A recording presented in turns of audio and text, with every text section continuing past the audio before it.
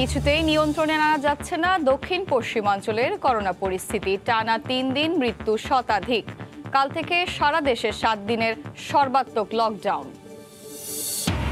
৩০০ টাকার এক্স-রে ২৩০০, ১০০ টাকার করোনা পরীক্ষা ৬০০। চট্টগ্রাম মেডিকেলে করোনা ওয়ার্ডেই দালালদের দৌরাত্ম্য। আছে রাজনৈতিক প্রভাব। অবৈধ মোবাইল হ্যান্ডসেট বন্ধে কাল থেকে পরীক্ষামূলক কার্যক্রম শুরু। বৈধ হলে নিবন্ধিত হবে স্বয়ংক্রিয়ভাবে, নকল হলে রেজিস্ট্রেশনের সময় পাবে ৩ মাস। এবং ৪ দিন পর কক্সবাজারে বন্য হাতি দুটিকে উদ্ধার, আজ পাঠানো হবে বনাঞ্চলে। বন পাহাড় উজাড় হওয়ার কারণে খাদ্য সংকট, বলছেন পরিবেশবিদরা।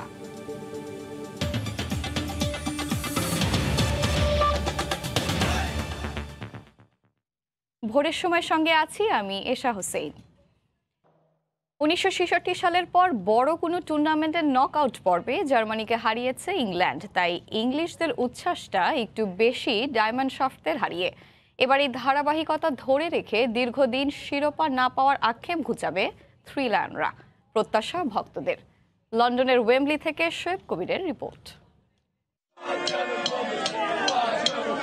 অবশেষে মেজর কোনো আসরের নকআউট পর্বে জার্মানির দাম্ভিকতা গুড়িয়ে দিল ইংল্যান্ড। বহুল প্রতীক্ষিত এমন জয়ে তাই ইংলিশ সমর্থকদের বুনে উল্লাস। এই জার্মানির কাছে হেরে কখনো বিশ্বকাপ, কখনো বা ইউরোর স্বপ্ন বিবন্ন হয়েছিল ইংল্যান্ডের। কিন্তু এবার সব কষ্টগুলো ১৬ আনায় পুষিয়ে নিল তারা। It's the best time of my life. Whoa, come on England! When Jack Grealish come on, I thought that maybe that was the change. প্রথমবারের মতো ইউরো জয়ের স্বপ্ন বাস্তবায়ন করতে আর মাত্র ৩ ধাপ দূরে রয়েছে থ্রি লায়ন্সের দল। ২৫ বছর আগে যেখানে হেরেছিল ইংল্যান্ডরা, সেখানে প্রতিশোধের ১৬ কলা পূর্ণ করলো ইংলিশরা। শ্বাসরুদ্ধকর ম্যাচে জার্মানির স্বপ্ন গুড়িয়ে কোয়ার্টার ফাইনালে হ্যারি কেন ও রাহিম স্টার্লিং এর দল। শোয়েব কবির, সময় সংবাদ, ওয়েম্বলি, লন্ডন। নকআউটে ইংল্যান্ডের কাছে ২-০ ব্যবধানে হেরে হতাশ জার্মানরা। মর্যাদাপূর্ণ টুর্নামেন্ট থেকে বিদায়ের সবচেয়ে বড় কারণ দুর্ভাগ্য ও খেলোয়াড়দের সুযোগ কাজে না লাগানোকেই দায়ী করছেন দেশটির ফুটবল পাগল ভক্তরা। খেলা শেষে ভক্তদের মনের কথা তুলে ধরেছেন সহকর্মী বিটু বড়ুয়া। কি আর করার, জার্মানি গোলের সুযোগ পেয়েছে কিন্তু দিতে পারেনি, আর ইংল্যান্ড সেটা করে দেখিয়েছে। ভাগ্য সহায় ছিল না। আমাদের খুব খারাপ লাগছে, কিন্তু আমরা শক্তিশালী, আমরা আবার ফিরে আসব, কথা দিলাম। আমাদের সেরা খেলোয়াড় টমাস মুলার যদি গোলটা দিত, তাহলে হয়তো আমরা খেলায় ফিরে আসতে পারতাম। এতগুলো সুযোগ পেয়েও গোল করতে না পারার খেসারত আমাদের দিতে হলো। ৮৪ মিনিটের সুযোগটার কথা কি ভোলা যাবে বলুন? আজ হেরে যাবার জন্য জোয়াকিম লোয়ের কৌশল কিছুটা দায়ী। তার এমন বিদায় আমরা চাইনি। এখন আমাদের দলের জন্য ভালো একজন ট্রেনার দরকার।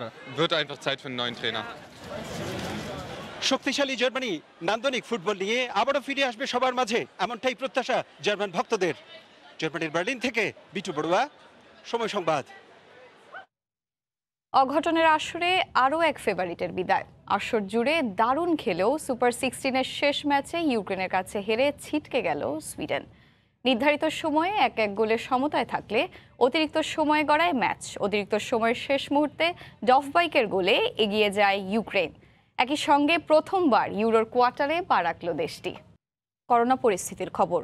নানা বিধিনিষেধ, তার উপর বিশেষ লকডাউন, তাতেও নিয়ন্ত্রণহীন করোনা ভাইরাস। টানা ৩ দিন ধরে দেশে করোনায় মারা যাচ্ছেন শতাধিক মানুষ।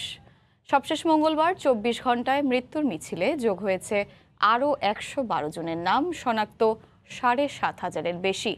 সর্বোচ্চ মৃত্যু খুলনা বিভাগে ৩৫ জন। এমন অবস্থায় শয্যা, অক্সিজেন আর আইসিইউ সংকটে টালমাটাল হাসপাতালগুলো। রিপোর্টার ও জেলা প্রতিনিধিদের পাঠানো তথ্য ও ছবি নিয়ে রিপোর্ট। করোনার দাপটে বিপর্যস্ত উত্তর দক্ষিণ পশ্চিমাঞ্চলের হাসপাতালগুলো। ক্ষণে ক্ষণে ভর্তি হচ্ছে নতুন রোগী। শয্যা আর অক্সিজেন পেতে হাসপাতাল থেকে হাসপাতাল ছুটছেন স্বজনরা। ভয়ঙ্কর পরিস্থিতি, এরপরও টনক নড়ছে না মানুষের। গায়ে একটু লাগছে, গরম গরম লাগছে কালকে সন্ধ্যার থেকে, আজকে গা বেশি বুকে ব্যথা। মাস জুড়েই মৃত্যু ও সংক্রমণের সূচকে ঊর্ধ্বগতি। মৃত্যুর তালিকায় যোগ হচ্ছে একের পর এক জেলা। এই জায়গা ওই জায়গা এই জায়গা ওই জায়গা করতে করতে একটা হয়রানি হয়ে গেছে টিকিট আনার জন্য। এই জায়গা মানুষ যে হুমড়ি খেয়ে পড়ছে। হাসপাতালগুলোতে রোগীদের অক্সিজেন স্যাচুরেশনের অবস্থা খারাপের দিকে। 24 ঘন্টায় সর্বোচ্চ মৃত্যুর তালিকায় আবারও খুলনা বিভাগ। অঞ্চলটিতে মারা গেছেন 35 জন। আমি বহুত অনুরোধ করার পরেও তারা নেয় না। তখন আমি বলি আপনি রেড জোনে না নেন, ইয়েলো জোনে নেন। সিট টিট পাইনি, এই ফ্লোরে আসছি। সিস্টাররা আসলে ডাকাডাকি করলে একটু খেসাখেসি করে মোড়ামুড়ি করে। ভারতীয় ধরন শনাক্তের পর থেকেই নাস্তানুবাদ রাজশাহী অঞ্চল। করোনায় আক্রান্তদের পাশাপাশি উপসর্গ নিয়ে মৃত্যুর সংখ্যা বেড়েই চলেছে। গত 24 ঘন্টায় রাজশাহী বিভাগে 21 জনের মৃত্যু হয়েছে। আমার বাড়ির পাশে আমি বললাম বাটা চল না, তখন ওই তাড়াতাড়ি এলাম না, কিচ্ছু কোনো দেখার বুদ্ধি পাইনি। দেখেন আজকে সে মুমূর্ষ অবস্থায় আছে আইসিইউ বেড না পাওয়ার জন্য। দক্ষিণের সীমান্তবর্তী চুয়াডাঙ্গায় একদিনেই মৃত্যু হয়েছে 13 জনের, আর উচ্চ ঝুঁকিতে থাকা যশোরে 12 জন মারা গেছেন। এদিকে কুষ্টিয়া ও ঝিনাইদহ চলে গেছে নিয়ন্ত্রণের বাইরে। 2 জেলায় মারা গেছেন 17 জন। আরেক করোনার হটস্পট সাতক্ষীরায় 24 ঘন্টায় 5 জন মারা গেছেন। এছাড়া উত্তরের অন্যান্য জেলাগুলোতেও দ্রুত ছড়িয়ে পড়ছে ভাইরাসটি। একদিনেই সর্বোচ্চ 56% আক্রান্ত ঠাকুরগাঁওয়ে, মারা গেছেন 8 জন। লাবিব হাসান, সময় সংবাদ। অফিস খোলা রেখে সীমিত লকডাউনের গতকাল দ্বিতীয় দিনে গাড়ি আর রিকশার দখলে রাজধানীর সড়ক। গণপরিবহন বন্ধ থাকায় কর্মক্ষেত্রে যেতে ভোগান্তির যেন শেষ নেই। কয়েক গুণ বেশি ভাড়া গুনেও মিলছে না যানবাহন। ঘন্টার পর ঘন্টা অপেক্ষার পাশাপাশি রয়েছে যানজটের দুর্ভোগ। ট্রাফিক পুলিশ বলছে লকডাউন মেনে চলতে নাগরিকদের উদ্বুদ্ধ করার চেষ্টা করছেন তারা। শত শত মোটরবাইক, ব্যক্তিগত গাড়ি ও রিকশার দখলে পুরো সড়ক। নেই শুধু গণপরিবহন, সিএনজি অটোরিকশাও চলছে। সর্বাত্মক লকডাউনের আগে সীমিত লকডাউনের দ্বিতীয় দিনে রাজধানীর চিত্র এমনই। সড়কে শৃঙ্খলা ফেরাতে হিমশিম খেতে হয়েছে ট্রাফিক পুলিশকেও। তবে গণপরিবহন না থাকায় অফিসগামীদের ভোগান্তি সীমা ছাড়িয়েছে। মঙ্গলবার সকালে দেখা গেছে নগরীর মোড়ে মোড়ে শত শত যাত্রী রিকশার অপেক্ষায়। তারা বলছেন অফিস খোলা রেখে গণপরিবহন বন্ধ করে দেয়া তামাশার শামিল। অনেক ঘন্টা যাবত ছোটাছুটি করতেছি, না পারতেছি রিক্সা, না পারতেছি কোনো কিছু। 20 টাকা 30 টাকার ভাড়া 200 টাকা নিচে যাওয়া যাইতেছে না। এই টাকাগুলো কোথা থেকে আসে জনগণের পকেটে? নাইলে ফুল বন্ধ করে দেওয়া হোক, আর নাইলে সব খুলে দেওয়া হোক। এরকম লকডাউন আমরা হাফ লকডাউন চাই না। মোটরবাইকে যাত্রী পরিবহন নিষিদ্ধ করা হলেও তা মানতে দেখা যায়নি কাউকেই। অনেকে আবার চেষ্টা করছেন মালবাহী গাড়িতে চড়ে অফিসে যেতে। গাড়ির ঝামেলায় যেতে দেরি হয়, এর জন্য বসরা রাগ করে যে আপনারা এত দেরি করে আসেন কেন। অনেক সময় দাঁড়াইছি, কোনো গাড়ি পাইতেছি না, কিছু পাইতেছি না। ভাড়া তো অতিরিক্ত, যদি গাড়ি পেয়ে যাও না চলে যাবো বাসায় আবার। এদিন নাগরিকদের চলাচল রুখতে নগরীতে তেমন কোনো চেকপোস্ট লক্ষ্য করা যায়নি। তবে ট্রাফিক পুলিশ বলছে প্রজ্ঞাপনের নির্দেশনা মানতে তারা রাস্তায় আছেন। বাংলা রিকশা এবং মোটরসাইকেলে ব্যক্তিগত গাড়ির কিছু আধিক্য দেখা যায়। আমরা যতদূর পারতেছি চেক করে করে তাদের ঘোরায় দেওয়ার চেষ্টা করতেছি, আইনগত ব্যবস্থা নিচ্ছি। দুপুরের পর বৃষ্টি হওয়ায় নগরবাসীর ভোগান্তি বেড়ে যায় আরও কয়েকগুণ। নগরবাসী বলছেন লকডাউনের মধ্যে যাতে মানুষকে ঘর থেকে বের হতে না হয় সে ব্যবস্থাও সংশ্লিষ্ট কর্তৃপক্ষকেই করতে হবে। মাহমুদ রাকিব, সময় সংবাদ, ঢাকা। 300 টাকার এক্স-রে 2300 টাকা, আর 100 টাকার করোনার নমুনা পরীক্ষা 600 টাকা। চট্টগ্রাম মেডিকেলের খোদ করোনা ওয়ার্ডের রেড জোনের ভেতরেই অসহায় ও গরিব রোগীদের ফাঁদে ফেলে 5 থেকে 6 গুণের বেশি টাকা হাতিয়ে নিচ্ছে দালাল চক্র। আর এটি করছে তাদের পছন্দের দোকান ও ল্যাব থেকে পরীক্ষা নিরীক্ষা করিয়ে। দালালদের পেছনে আছে রাজনৈতিক ছত্রছায়া। অনিক বিশ্বাসের ক্যামেরায় শফিকুল আলমের রিপোর্ট। করোনা আক্রান্ত বাবাকে চট্টগ্রাম মেডিকেলের রেড জোনে ভর্তি করান সাগর। এক ওয়ার্ড বইয়ের যোগসাজশে দালালের খপ্পরে পড়ে করোনা ওয়ার্ডের ভেতরেই নকল মেশিনে করান বুকের এক্স-রে। 300 টাকার এই এক্স-রে নেন 2300 টাকা। রিপোর্ট দেখার পর চিকিৎসক জানান পুরোটাই ভুয়া। এমনিতে ভোগান্তি, তার মধ্যে আরো দালাল হক করার পর আরো ভোগান্তি বেড়ে যাচ্ছে। সরকারের নিয়ম অনুযায়ী 100 টাকা দিতে হয় নমুনা দিতে, কিন্তু সজল বড়ুয়ার কাছ থেকে দালাল চক্র হাতিয়ে নিয়েছে 610 টাকা। এরকম নানা প্রতারণার ফাঁদে শত শত রোগী।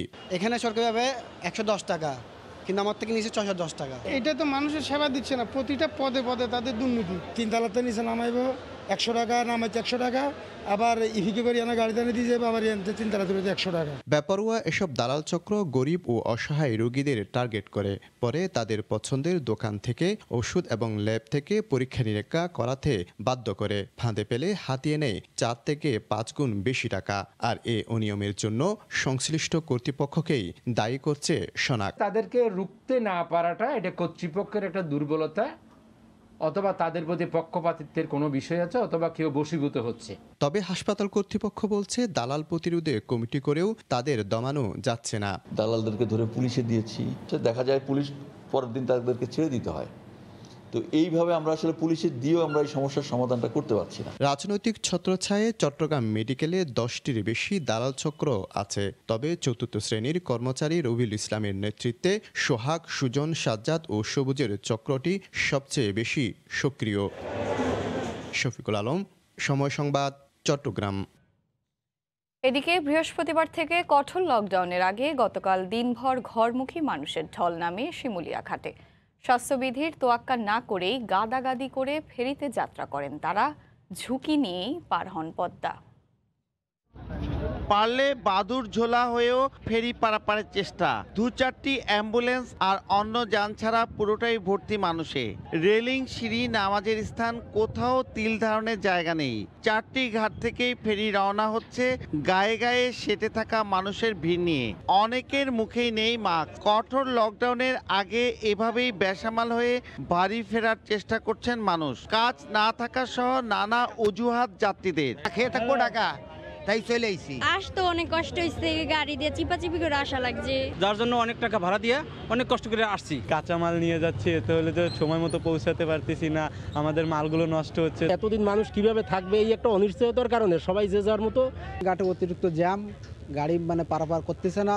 স্বাস্থ্যবিধি উপেক্ষা করে শিমুলিয়ায় জনস্রোত বন্ধ না হয় হিমশিম খাচ্ছে আইন শৃঙ্খলা বাহিনী। বলছে ঘাটে যারা চলেই আসছে তাদের দ্রুত পার করে দেওয়ারই একমাত্র চেষ্টা এখন। ঘাটে যখন চলে আসছে তখন কিন্তু আমরা তাদেরকে আর ফিরিয়ে দিতে পারছি না। তারা যাতে স্বাস্থ্যবিধি মেনে স্বাচ্ছন্দ্যে নিরাপদে ফেরিতে উঠতে পারে। অতিরিক্ত ভাড়া যদি কেউ নিয়ে থাকে বা তা কোনো যাত্রীকে হয়রানি করে থাকে, সেটা যথাযথ কর্তৃপক্ষের কাছে অভিযোগ করতে পারে। প্রায় 11 কিলোমিটার দূরত্বের শিমুলিয়া বাংলাবাজার নৌ রুটে ফেরি চলছে 15টি। লঞ্চ, স্পিডবোট ও ট্রলার চলাচল বন্ধ রয়েছে। নাসিরউদ্দিন উজ্জ্বল, সময় সংবাদ, মুন্সিগঞ্জ। সর্বাত্মক লকডাউনের আগে পাটুরিয়ার দৌলতদিয়া নৌরুট পার হচ্ছেন অনেকে, মানা হচ্ছে না স্বাস্থ্যবিধি। মানিকগঞ্জের পাটুরিয়া ঘাট এলাকায় আছেন সহকর্মী মোহাম্মদ ইউসুফ আলী। আমরা সরাসরি চলে যাচ্ছি তার কাছে। ইউসুফ,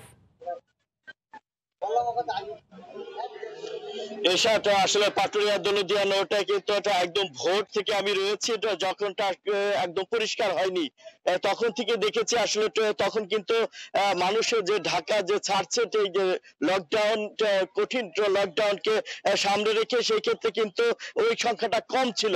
এখন তো ধীরে ধীরে কিন্তু সেই সংখ্যাটা বৃদ্ধি পেয়েছে। অর্থাৎ যদি বলি এই 20 মিনিটের ভিতরে কিন্তু তার সংখ্যাটা 20 গুণ বৃদ্ধি পেয়েছে। অর্থাৎ মানুষ কিন্তু আবার তার নির্দিষ্ট স্থানে এই ঘাট পার হয়ে যাওয়ার চেষ্টা করছে, ঘাট পার হচ্ছে। তবে সেই ক্ষেত্রে কিন্তু আমি সবচেয়ে বেশি দেখেছি মোটর বাইক আর ছোট যানবাহন। এবং কি পাটুরিয়া ঘাটের কথা এই মুহূর্তের কথা যদি বলি তাহলে পাটুরিয়া ঘাটের 1 কিলোমিটার পর্যন্ত কিন্তু টাকে দীর্ঘ একটি সারি রয়েছে। তবে সেটা কিন্তু সৃষ্টি হয়েছে ঘাট কর্তৃপক্ষ আমাকে যতটুকু জানিয়েছে যে আসলে রাত অর্থাৎ 3টার পরে থেকে বেশ যানবাহন এবং যাত্রী এই ঘাট এলাকায় এসেছে, যার জন্য তাদের পার করা হয়েছে। এবং কি সেটা ছিল ছোট এবং প্রাইভেট কার, যার জন্য কিন্তু এই ট্রাকগুলো আটকে গিয়েছে।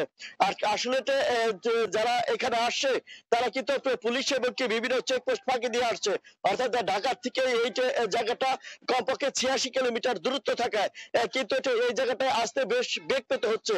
অর্থাৎ গাবতলী থেকে শুরু করে একদম মহাসড়কে পথে পথে কিন্তু চেকপোস্ট থাকায় আসলে কিন্তু যারাটা আসলে যে জায়গাগুলোতে একদম নিরিবিলি রয়েছে, অর্থাৎ পুলিশকে ফাঁকি দেওয়া যায়, অলিগলি রয়েছে, সেই জায়গা সংখ্যাতেই কিন্তু এই যে যানবাহনগুলো এবং যাত্রীগুলো আসছে এবং কিন্তু সেই সংখ্যাটা যদিওটা আসলে ভোরের দিকে কম ছিল, এখন ধীরে ধীরে আরো বৃদ্ধি পাচ্ছে। আবার অন্য সময় আমি দেখেছি 2-3 দিন আগে দেখেছি চেকপোস্টের ভয় কিন্তু এই যে পাটুরিয়া দৌলতদিয়া ঘাটে কিন্তু খুব কম সংখ্যক আসলে যাত্রী এসেছে। তবে এখনো সেই কম সংখ্যক যাত্রী রয়েছে, তবে সেটাকে যদি আমি বলি বলে একদম ঢল এবং মাঝের ধরে তা কিন্তু নয়। মানুষ আসছে এবং দলে দলে যাচ্ছে, সেটা কিন্তু আসলে একদম গাদাগাদি করে যে ফেলতে পার হচ্ছে এইরকম দৃশ্য আমরা দেখিনি সকাল থেকে এ পর্যন্ত। তবে একটি বিষয়টা লক্ষণীয় যে যারা ট্রাক শ্রমিক রয়েছে, যারা এটা ঘাটে সংশ্লিষ্ট রয়েছে, তাদেরটা আসলে কেউ স্বাস্থ্যবিধি মানছে না। কারণ হচ্ছে কি তাদের মাস্কই পড়ছে না। বিশেষ করে ট্রাক ড্রাইভার, তারা কিন্তু দেশের বিভিন্ন স্থানে যাচ্ছে এবং কি তারাই কিন্তু আসলে এটা বলতে পারি যে বেশি ঝুঁকিপূর্ণ রয়েছে। এটা ডেল্টা ভাইরাস কিন্তু আসলে ছড়ানোর জন্য আসলে ট্রাক শ্রমিক এবং কি শুধু ট্রাক শ্রমিক নয়, যারা শ্রমিক রয়েছে দেশের বিভিন্ন স্থানে যাচ্ছে, তারাই কিন্তু আসলে বেশি ঝুঁকির মধ্যে রয়েছে এবং সংক্রমণ ছড়ানোর জন্য তারা কিন্তু আসলে একটা বড় হাতের হিসাবে কাজ করছে। তাদের যদি এটা আসলে নিয়ন্ত্রণ না করা হয়, আসলে স্বাস্থ্যবিধির মধ্যে না আনা হয়, তাহলে কিন্তু এটা আসলে নিয়ন্ত্রণ করা সম্ভব না। আমরা প্রত্যেক দিনই দেখছি আসলে ভয়ানক একটা অবস্থার সৃষ্টি হয়েছে। গতদিন 110, 12, 14 জন মৃত্যুবরণ করছে। আসলে এছাড়াও কিন্তু অনেকেই কিন্তু একটা এই ভাইরাসের যে উপসর্গ নিয়েও কিন্তু মারা যাচ্ছে। সেই ক্ষেত্রে কিন্তু এটা আসলে এই মুহূর্তে যে বিষয়টা খুবই দরকার, কঠিন লকডাউনের সাথে সাথে আসলে যারা পণ্যবাহী ট্রাক এবং পরিবহনের সাথে জড়িত রয়েছে, তাদেরকে কিন্তু যদি নির্দিষ্ট ভাবে যদি স্বাস্থ্যবিধি মানানোর জন্য যদি পদক্ষেপ না নেওয়া হয়, তাহলেও কিন্তু আসলে এই সংক্রমণ রোধ করা সম্ভব না। একটা বড় অংশ রয়েছে দেশের যারা হচ্ছে ট্রাক শ্রমিক অথবা পরিবহনের সাথে সম্পৃক্ত, যেহেতু খাদ্যদ্রব্য এবং নিয়ন্ত্রণ এবং নিত্য প্রয়োজনীয় দ্রব্য নিয়ন্ত্রণ করা দেশের জন্য খুবই দরকার এবং লক্ষণীয়। সেই ক্ষেত্রে কিন্তু আসলে যারা শ্রমিক রয়েছে তাদেরকেও কিন্তু আসলে সংরক্ষণ করার জন্য বিশেষ ভূমিকা রাখার প্রয়োজন বলে ঘাট সংশ্লিষ্টরা মনে করছে। তবে একটি বিষয় লক্ষণীয় যে মানিকগঞ্জ যথা এবং মহাসড়কের যারা হাইওয়ে এবং পুলিশ রয়েছে, তারা কিন্তু আসলে সর্বাত্মক চেষ্টার ফলে কিন্তু ঘাট এলাকায় আসলে মানিকগঞ্জের পাটুরিয়া দৌলতদিয়া এবং আরিচা কাজিরহাট রোডে কিন্তু একদম একটা ভালো অবস্থা এই মুহূর্তে রয়েছে বলা যেতে পারে। কিন্তু সেটাও কিন্তু লক্ষণীয় যেটা আগামী যেটা কঠিন এবং কঠোর লকডাউন আসছে, তাদের যদি ভূমিকা ঠিক না থাকে তাহলে কিন্তু এটা আসলে ভেঙে পড়বে। সেটা একটা দেখার বিষয় রয়েছে। আর ট্রাকের শ্রমিক থেকে শুরু করে যারা এর সাথে সম্পৃক্ত রয়েছে এবং ঘাট এলাকায় কিন্তু 4 থেকে 500 বিআইডব্লিউটিএ এবং টিসির কর্মকর্তা কর্মচারী রয়েছে। তাদের যদি আসলে নিয়ন্ত্রণ করা না হয়, তাহলে কিন্তু আসলে প্রকৃত পক্ষে আসলে ভাইরাস সংক্রমণ রোধের যে ব্যবস্থা তা কিন্তু ভেঙে পড়ার একটা সম্ভাবনা রয়েছে। তো এদিকে কিন্তু আজকে সকালে দেখেছি যে বেশ ট্রাকের করে কিন্তু পশুবাহী ট্রাক কিন্তু ঢাকায় ঢুকতে শুরু করেছে। আসলে এই ঢাকে তার সাথে কিন্তু যারা ব্যাপারী এবং সংশ্লিষ্টরা রয়েছে, তারাও কিন্তু এর সাথে ঝুঁকিপূর্ণ অবস্থায় রয়েছে। তো পাটুরিয়া দৌলতদিয়া এবং আরিচা কাজিরহাট রোডে মোট আসলে 20টি ফেরি রয়েছে এবং এই মুহূর্তে মাত্র 15টি ফেরি চলাচল করছে। এই ছিল আমার কাছে পাটুরিয়া ঘাট থেকে সর্বশেষ অবস্থা। এসা সর্বাত্মক লকডাউনের আগে স্বাস্থ্যবিধি না মেনেই পাটুরিয়া দৌলতদিয়া নরুট পার হচ্ছেন অনেকে। সে বিষয়ে বিস্তারিত খবর জানাচ্ছিলেন সহকর্মী মোহাম্মদ ইউসুফ আলী। প্রধানমন্ত্রী শেখ হাসিনা বলেছেন, ভ্যাকসিনের বন্দোবস্ত হয়ে গেছে। আগামী মাসে বিভিন্ন উৎস থেকে বিপুল পরিমাণ ভ্যাকসিন দেশে আসবে এবং গণটিকা কার্যক্রম শুরু করা হবে। গতকাল সকালে জাতীয় সংসদে বাজেটের ওপর সাধারণ আলোচনায় এই প্রতিশ্রুতি দেন সংসদ নেতা। তিনি বলেন, মহামারীর ক্ষতি কাটিয়ে সমাজের সবাই যাতে ঘুরে দাঁড়াতে পারে সেই লক্ষ্য নিয়েই কাজ করছে সরকার। এছাড়া করোনাকালে দেশের 1700 কোটি মার্কিন ডলার আর্থিক ক্ষতি হয়েছে বলেও উল্লেখ করেন সরকার প্রধান। আর মাত্র একদিন বাদেই শুরু হবে নতুন অর্থবছর। রাষ্ট্রীয় আয় ব্যয়ের খতিয়ান চূড়ান্ত করতে মহামারীর মধ্যেও চলমান বাজেট অধিবেশন প্রায় শেষ দিকে। করোনার মধ্যেও সংক্ষিপ্ত অধিবেশনে মঙ্গলবার সকালে স্পিকার ডক্টর শিরিন শারমিন চৌধুরীর সভাপতিত্বে অনুষ্ঠিত হয় সংসদীয় কার্যক্রম। সাধারণ আলোচনায় বক্তব্য রাখেন সংসদ নেতা ও প্রধানমন্ত্রী শেখ হাসিনা। অবস্থায় আমাদের এই তিনি বলেন, মহামারীর ক্ষতি কাটিয়ে অর্থনীতি পুনরুদ্ধারের জন্যই সময় উপযোগী বাজেট দিয়েছে সরকার। আমাদের এসব সময়োচিত সাহসী পদক্ষেপের ফলে এই দুর্যোগের মধ্যেও মানুষের জীবন ও জীবিকা যেমন রক্ষা করা গেছে, তেমনি দেশের অর্থনৈতিক কর্মকাণ্ড সচল রাখা সম্ভব হয়েছে। বিশ্বব্যাপী ভ্যাকসিন সংকটের মধ্যেও দেশে আগামী মাস থেকে গণটিকা চালুর দৃঢ় প্রত্যয় ব্যক্ত করেন সরকার প্রধান। সরকার দেশের সকল নাগরিককে বিনামূল্যে ভ্যাকসিন প্রদান নিশ্চিত করবে। এই লক্ষ্যে প্রয়োজনীয় ভ্যাকসিন সংগ্রহের জন্য যত টাকাই লাগুক না কেন আমরা সে টাকা দেব। আল্লাহর রহমতে আমাদের ব্যবস্থা হয়ে গেছে, এখন আর কোনো সমস্যা হবে না।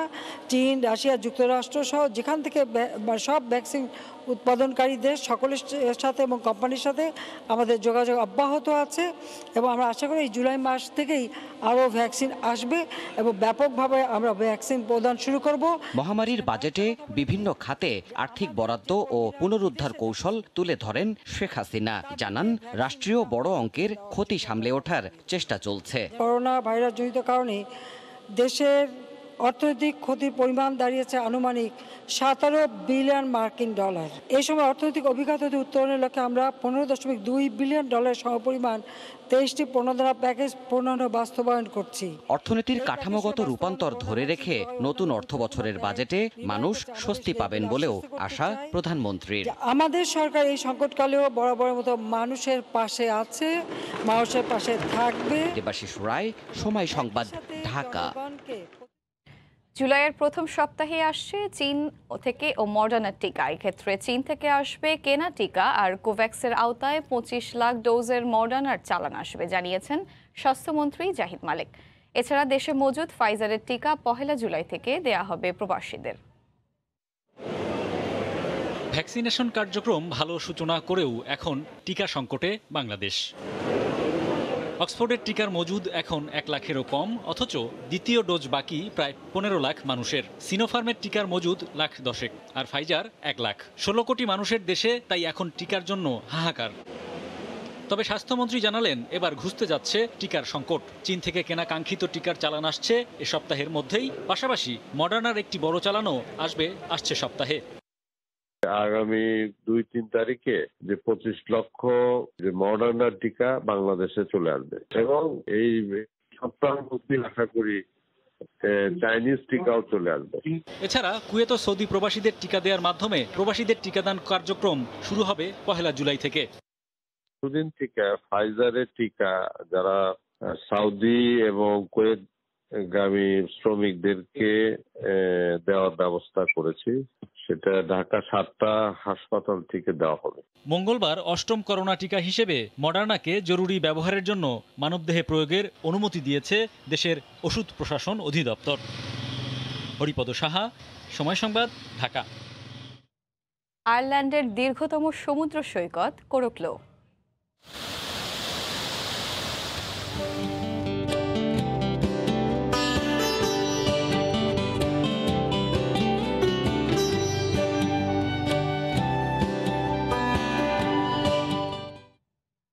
সোনালী বালু ও রৌদ্র স্নানের জন্য বিখ্যাত এই সৈকত নিয়ে রিপোর্ট থাকছে সংবাদের শেষাংশে।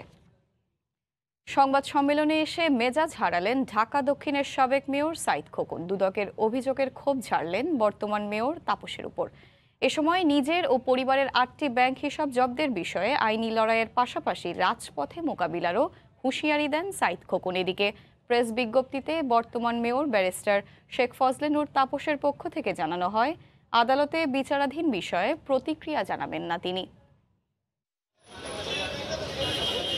অস্বাভাবিক ও সন্দেহজনক লেনদেনের প্রাথমিক প্রমাণ মেলায় গত রোববার সাবেক মেয়র সাইদ খোকন ও তার পরিবারের 8টি ব্যাংক হিসাব জব্দের আদেশ দেন আদালত। এর প্রতিবাদে মঙ্গলবার জাতীয় প্রেস ক্লাবে সংবাদ সম্মেলন করেন সাইদ খোকন। আইনি মোকাবেলা করব সংবাদ সম্মেলনের পুরোটা জুড়েই সমালোচনা করা হয় বর্তমান মেয়র ব্যারিস্টার শেখ ফজলেনুর তাপসের নানা কর্মকাণ্ডের। সাইদ খোকনের দাবি, তাপসের প্ররোচনায় তাকে ও তার পরিবারকে হয়রানি করা হচ্ছে। ঢাকা দক্ষিণ সিটি কর্পোরেশনের মেয়র তাপস নগর পরিচালনায় তার সীমাহীন ব্যর্থতা ঢাকতে প্রায়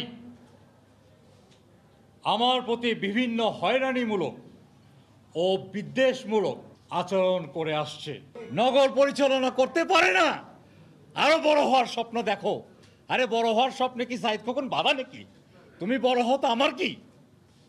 আমাকে মেরে বড় হতে হবে নাকি? হ্যাঁ, যে দায়িত্ব পাইছো মিয়া ওইটা পালন করো।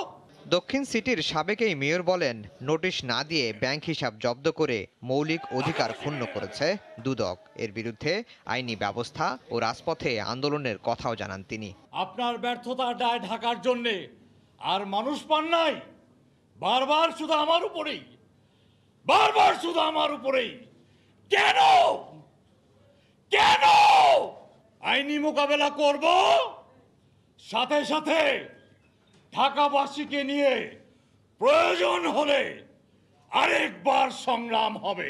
খোকন জানান, 8টি হিসেবে 7,62,74,603 টাকা জমা আছে। করোনাকালে অ্যাকাউন্ট বন্ধ হলে সংসার চালানো অসম্ভব হয়ে পড়বে। আমার সংসার পরিচালনা করা দুরূহ হয়ে পড়বে। এদিকে বিষয়টি আদালত ও দুর্নীতি দমন কমিশন সংশ্লিষ্ট হওয়ায় মেয়র ব্যারিস্টার শেখ ফজলেনুর তাপস এ বিষয়ে কোনো মন্তব্য করতে চান না। মেয়রের জনসংযোগ কর্মকর্তা প্রেস বিজ্ঞপ্তিতে এ তথ্য জানিয়েছেন। মেয়র হিসেবে দায়িত্বে থাকাকালে সাইদ খোকনের বিরুদ্ধে নানা অনিয়মের অভিযোগ ওঠে। চেয়ার ছাড়ার পর অভিযোগ আরও জোরালো হয়। দোকান বরাদ্দে 35 কোটি টাকা দুর্নীতির অভিযোগে তার বিরুদ্ধে একটি মামলাও ঝুলছে আদালতে। আফজাল হোসেন, সময় সংবাদ, ঢাকা। এদিকে দুদক প্রভাবিত হয়ে কাজ করে না বলে জানিয়েছেন সংস্থাটির সচিব। দক্ষিণ সিটি কর্পোরেশনের সাবেক মেয়র সাইদ খোকনের বিরুদ্ধে দুদকের অনুসন্ধানের বিষয়ে সাংবাদিকদের এক প্রশ্নের জবাবে তিনি কথা বলেন। এখন পর্যন্ত সাইদ খোকনের বিরুদ্ধে দুদকের কোনো মামলা নেই উল্লেখ করে তিনি বলেন, অনুসন্ধানে তদন্ত কর্মকর্তা চাইলে তলব করতে পারেন তাকে। অ্যাকাউন্টগুলো ফ্রিজ থাকবে। অতীতে মনে করা হচ্ছে যে এখান থেকে বেশ টাকা পয়সা বিভিন্ন রকম স্বাভাবিক লেনদেন আছে এবং ভবিষ্যতে এখান থেকে টাকা পয়সা হয়ে যেতে পারে বিভিন্নভাবে। এটা অনুসন্ধান পর্যায়ে আছে। পারমিশন পিটিশনের অধীনে এটা করা হয়। দুদক সবসময় সবার স্বার্থ রক্ষা করে কাজ করে। ওটা প্রয়োজন হলে সে তার স্বার্থ রক্ষা করবে সবসময়। দুদক মানুষকে একচেটিয়ে একদিক থেকে কোনো কিছু করে, তাকে জিজ্ঞাসাবাদের প্রয়োজন হওয়া অভিজ্ঞতাগুলো সব সময় মতো করবে অবশ্যই। যানজট নিরসনে মেট্রো রেল নির্মাণের সময় জনদুর্ভোগ লাঘবে ব্যর্থ হয়েছে কর্তৃপক্ষ। জলাবদ্ধতা সহ নানা দুর্ভোগের জন্য দায়ী ওয়াসাও। গতকাল সকালে মিরপুরের কাজীপাড়া সড়ক পরিদর্শনে এসে একথা বলেন ঢাকা উত্তরের মেয়র। এ সময় সমন্বিতভাবে কাজ করার আশ্বাস দিয়েছে মেট্রো রেল কর্তৃপক্ষ। অল্প বৃষ্টিতে কেন সড়কে দীর্ঘ সময়ের জলাবদ্ধতা সৃষ্টি হয় তার কারণ অনুসন্ধানে মিরপুরের কাজীপাড়ায় সরজমিন পরিদর্শনে ঢাকা উত্তরের মেয়র। সড়কের নিচে থাকা ওয়াসার ড্রেন থেকে মেয়র এবং মেট্রো রেল প্রকল্প পরিচালকের সামনেই তোলা হয় মেট্রো রেলের নির্মাণ সামগ্রী। ময়লার পানি তারপরে আটকে থাকে, তারপরে এখানে বৃষ্টি হলে দোকানে পানি উঠে। মেয়র সাহেব আসলে পরিষ্কার, মেয়র সাহেব না আসলে অপরিষ্কার। এই যে একটা খেলা আমাদের সাথে খেলা হইতেছে, এটার জন্য আমরা বিরক্ত হয়ে গেছি। মেট্রো রেলের কাজের জন্য মেন রোডটা ভাঙায়, এরপরে বৃষ্টি হলে পানি জমে, প্লাস ধরেন মুভমেন্ট করাই যায় না এই রোডে। খোদ মেয়র জানান, উন্নয়ন কাজ চলার সময় যেসব শর্ত পূরণ করার কথা ছিল মেট্রো রেল কর্তৃপক্ষ তা নিশ্চিত করতে পারেনি বলেই সৃষ্টি হয়েছে এই দুর্দশা। আমি পিডিকে বলেছি, আপনাদের কন্ট্রাক্টর যারা ছিল এখানে আপনাদের অবশ্যই আপনাদের কমপ্লায়েন্সের অনেক ঘাটতি ছিল। উপর দিয়ে খুব সুন্দর করে ঠিকঠাক, নিচের দিক দিয়ে সদরঘাট। এখন থেকে সেটা হবে না। এখন থেকে এলিভেটেড এক্সপ্রেস কথা হয়েছে, মেট্রো রেলের কথা হয়েছে যে যেই কাজ ওনারা করবে উপর দিয়েও ঠিক রাখতে হবে, নিচ দিক দিয়েও ঠিক রাখতে হবে। এই যে গ্যাপটা, মেট্রো রেল হোক, এলিভেটেড হোক, সিটি কর্পোরেশন হোক, এই গ্যাপ যদি থাকে এরকম অবস্থা কিন্তু হবে। জনদুর্ভোগ কমাতে সব ব্যবস্থার আশ্বাস দিয়েছেন মেট্রো রেল প্রকল্পের পরিচালক। এখানে ডিওয়াসা আছে, ডেস্কো আছে। আমরা মনে করি সমন্বয়ের যে অভাবটা ছিল সেটা দূর হয়ে যাবে। আমরা এখন এটা পুরো উদ্যমে করতে পারব। কাজীপাড়া থেকে তালতলা পর্যন্ত সড়কের জলাবদ্ধতা নিরসনে নিজস্ব তহবিল থেকে 36 কোটি টাকার টেন্ডার দিয়েছে উত্তর সিটি কর্পোরেশন। কামরুল হাসান সবুজ, সময় সংবাদ, ঢাকা।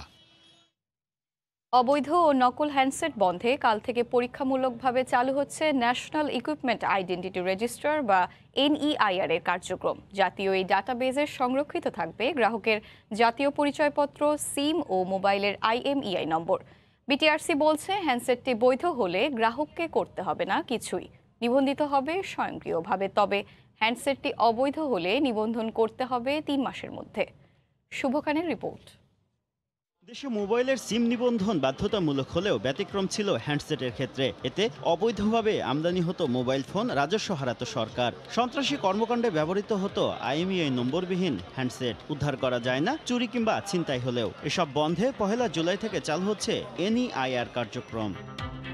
এর ফলে 1 জুলাই থেকে বিক্রয় কেন্দ্র থেকে কেনার আগে হ্যান্ডসেটের বৈধতা যাচাই করতে হবে। এক্ষেত্রে মোবাইলে মেসেজ অপশনে গিয়ে QID স্পেস 15 ডিজিটের IMEI নম্বর লিখে 16002 নম্বরে পাঠাতে হবে। ফিরতি বার্তায় জানানো হবে হ্যান্ডসেটটি বৈধ কিনা। প্রথমে যাচাই করে নেবেন যে এটা ন্যাশনাল রেজিস্টার আছে কিনা।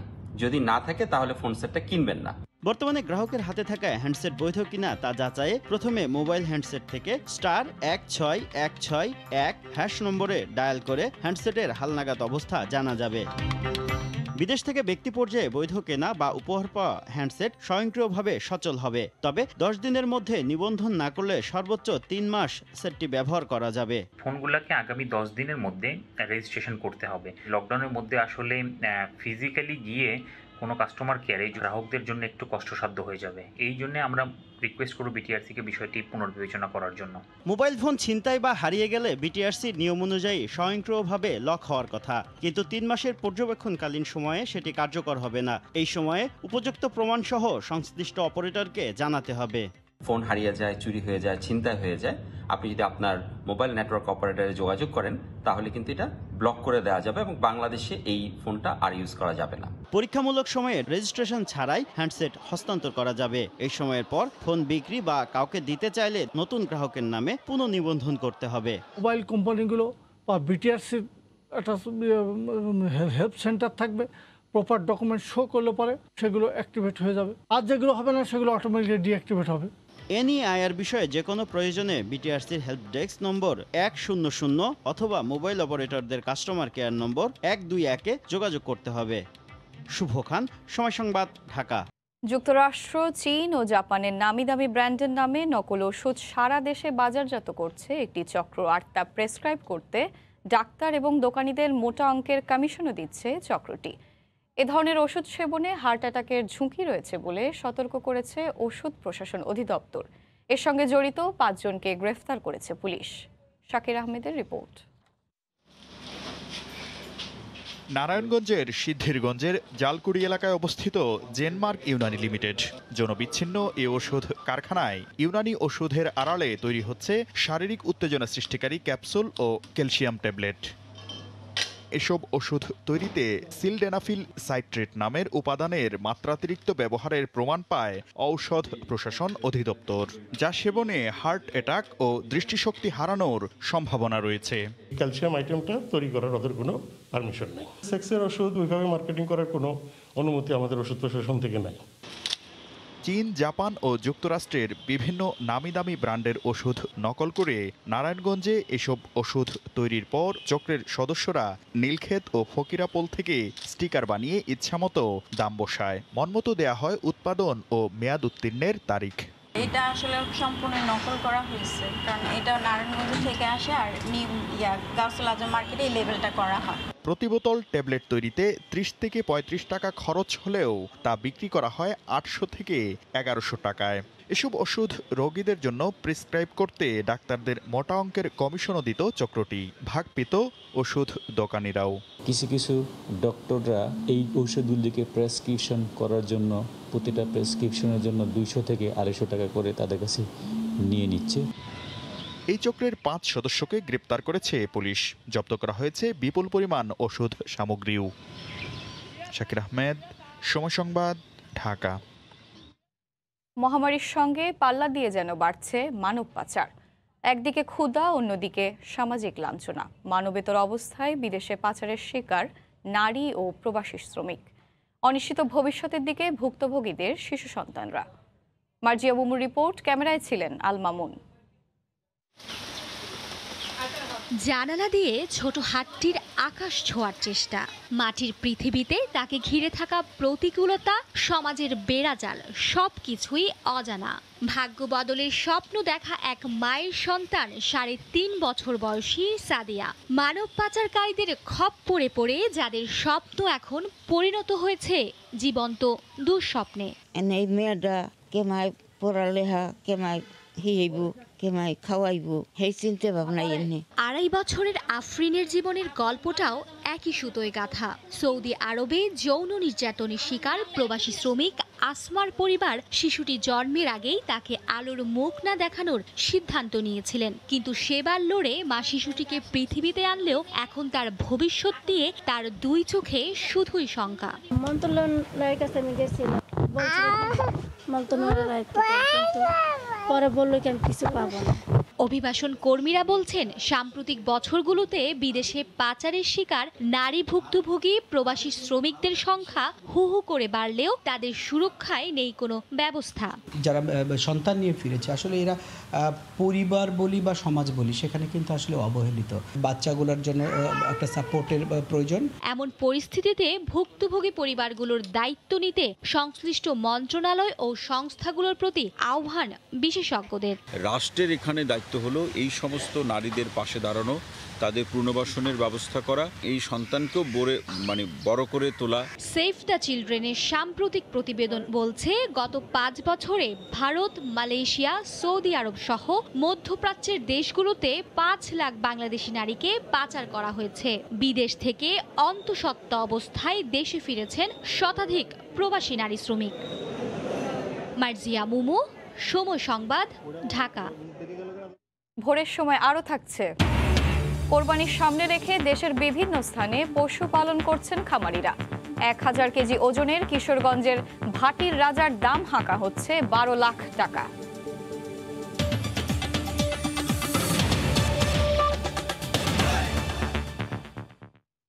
চার দিন পর কক্সবাজারে বন্য হাতি দুটিকে বনাঞ্চলে ফেরত পাঠানো হচ্ছে। দীর্ঘ প্রচেষ্টার পর বন বিভাগ, উপজেলা প্রশাসন, পুলিশ, বিজিপি, কোস্টগার্ড সহ স্থানীয়দের সহায়তায় সাগর থেকে হাতি দুটিকে উদ্ধার করা হয়। পরিবেশবিদদের দাবি, বন পাহাড় উজাড় হওয়ার কারণে বন্য হাতি এখন খাদ্য সংকটে পড়ছে। হাতি দুটিকে আজ পাহাড়ি বনাঞ্চলে প্রবেশ করানো হতে পারে বলে জানিয়েছে বন বিভাগ। সুজাউদ্দিন রুবেলের রিপোর্ট। টেকনাফ শাহপুরী দ্বীপ সমুদ্র উপকূল, পানিতে সাঁতার কাটছে বন্য হাতি। দীর্ঘ 6 ঘন্টা পর স্থানীয় জেলেদের সহায়তায় সাগর থেকে ট্রলারের মাধ্যমে হাতি দুটিকে তীরে আনা হয়। এরপর বাঁধা হয় রশিতে, দেয়া হয় কিছু খাবারও। শনিবার বিকেলে নাপ নদী সাঁতরে দুটি বন্য হাতি আশ্রয় নেয় টেকনাফে। এরপর থেকে হাতি দুটি ছুটাছুটি করছে নাপ নদীর প্যারাবন ও শাহপুরী দ্বীপে। উৎসুক জনতার ভিড়ে কোনোভাবে হাতি দুটিকে বনে ফেরত পাঠানো যায়নি। 3 দিন ধরে হাতি দুটিকে বনাঞ্চলে ফেরাতে ব্যর্থ হওয়ার পর অবশেষে মঙ্গলবার বিকেলে এলিফ্যান্ট রেসপন্স টিম, বন বিভাগ, প্রশাসন সহ স্থানীয়দের সহায়তায় সাগর থেকে হাতি দুটিকে উদ্ধার করা হয়। বনের হাতি লোকালয়ে চলে আসার কারণ হিসেবে বন ও পাহাড় উজাড় করাকে দায়ী করছেন পরিবেশবাদীরা। কক্সবাজারের এসব হাতি এখন অনিরাপদে রয়েছে, তাদের জীবন ঝুঁকিতে রয়েছে। এখানে খাদ্য নিরাপত্তা নিশ্চিত করতে হবে। বন পাহাড় যেভাবে উজাড় করা হয়েছে সেই পরিবেশ ফিরিয়ে আনতে হবে। বিভাগীয় বন কর্মকর্তা জানালেন, হাতি দুটিকে দ্রুত পাহাড়ি বনাঞ্চলে ফেরত পাঠানো হচ্ছে। টেকনাফের দিকে টার্ন নিছে, ওখান থেকে 2-2.5 কিলো দক্ষিণে আছে, মানে সাবগ্রাম ট্যুরিজম পার্কের শেষ মাথা বা মাঝামাঝি পর্যায়ে আছে আর কি। হাঁটা আনতেছে, ওটা আনার পরে যেটা ছোটটা সাইজে, যেটা ছোট আর কি, হ্যাঁ ছোটটা, ওটা দেখে ওটা আবার সাগরে পা দিয়ে চলে আসতেছে।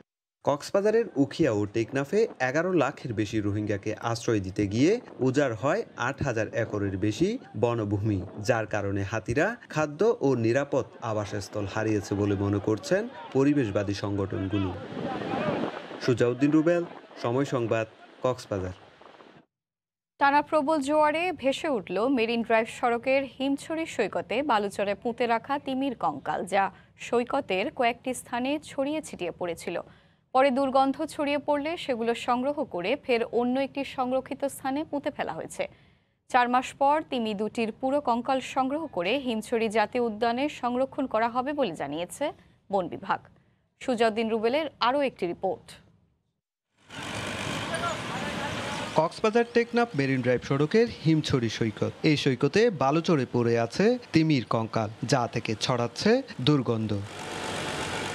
স্থানীয়রা জানায়, রোববার রাতে মেরিন ড্রাইভ সড়কের হিমছড়ি সৈকতে বালুচরে পুঁতে রাখা তিমির বেশ কিছু অংশ প্রবল জোয়ারের পানিতে ভেসে ওঠে, যা পরবর্তীতে সৈকতে ছড়িয়ে ছিটিয়ে পড়ে। এরপর বিষয়টি বন বিভাগকে জানালে সোমবার সৈকতের হিমছড়ি থেকে দরিয়ানগর পর্যন্ত ছড়িয়ে পড়া তিমির কঙ্কালগুলো সংগ্রহ করে। দরিয়ানগর থেকে একটা এখানে নিয়েছি, সবগুলো এখানে গইনা আমরা রশিদি বাঁধে রাখছি। এসকেলেটার একটা আসছিল, ওইটা পারে নাই, ওইটা ব্যাগে গেছে, আরেকটা এসকেলেটার নিয়ে আজকে এই পর্যন্ত এখানে আসি। মঙ্গলবার সকালে ঘটনাস্থলে ছুটে আসে উপজেলা প্রশাসন, বন বিভাগ ও পুলিশ। পরবর্তীতে অর্ধগলিত এই তিমির কঙ্কালগুলো পুনরায় গর্ত করে মাটি চাপা দেওয়া হয়। গাড়ি পাওয়ার পরবর্তীতে আমরা হাড়গুলো আবার ডিকম্পোস্ট হওয়ার জন্য, পুনরায় ডিকম্পোস্ট হওয়ার জন্য আমরা মাটি চাপা দেওয়ার ব্যবস্থা করি। আর রেঞ্জ কর্মকর্তা জানালেন, তিমি দুটির কঙ্কাল সংগ্রহ করতে আরও 4 মাস সময় লাগবে। এরপর কঙ্কালগুলো সংগ্রহ করে হিমছড়ি উদ্যানে সংরক্ষণের পরিকল্পনা রয়েছে। গ্লাস দ্বারা এটাকে ঘিরে আবদ্ধ রেখে এই এখানকার হিমছড়ি তথা কক্সবাজারের যে পর্যটক যারা আসবেন এবং এখানকার লোকাল সবাই এটাকে দেখার উপভোগ করতে পারবেন। গেল 9 ও 10 এপ্রিল হিমছড়ি সৈকতে ভেসে আসে 15 থেকে 20 টন ওজনের দুটি মৃত তিমি। সেগুলো বালুচরে মাটি চাপা দেওয়া হয়। এ পর্যন্ত সাগরের প্রবল জোয়ারে তিমি দুটি ভেসে উঠে 4 বার। সুজাউদ্দিন রুবেল, সময় সংবাদ, কক্সবাজার। সিরাজগঞ্জের শহর রক্ষা বাঁধে আকস্মিক ধস হয়েছে। মুহূর্তেই নদীগর্ভে বিলীন হয়ে গেছে বাঁধের 150 মিটার এলাকা। ভাঙন আতঙ্ক বিরাজ করছে নদীপাড়ের মানুষের মধ্যে। এদিকে ভাঙন ঠেকাতে জরুরি ভিত্তিতে কাজ শুরু করেছে পানি উন্নয়ন বোর্ড। অমৃত সেনের ছবিতে রিঙ্কু কুণ্ডুর রিপোর্ট।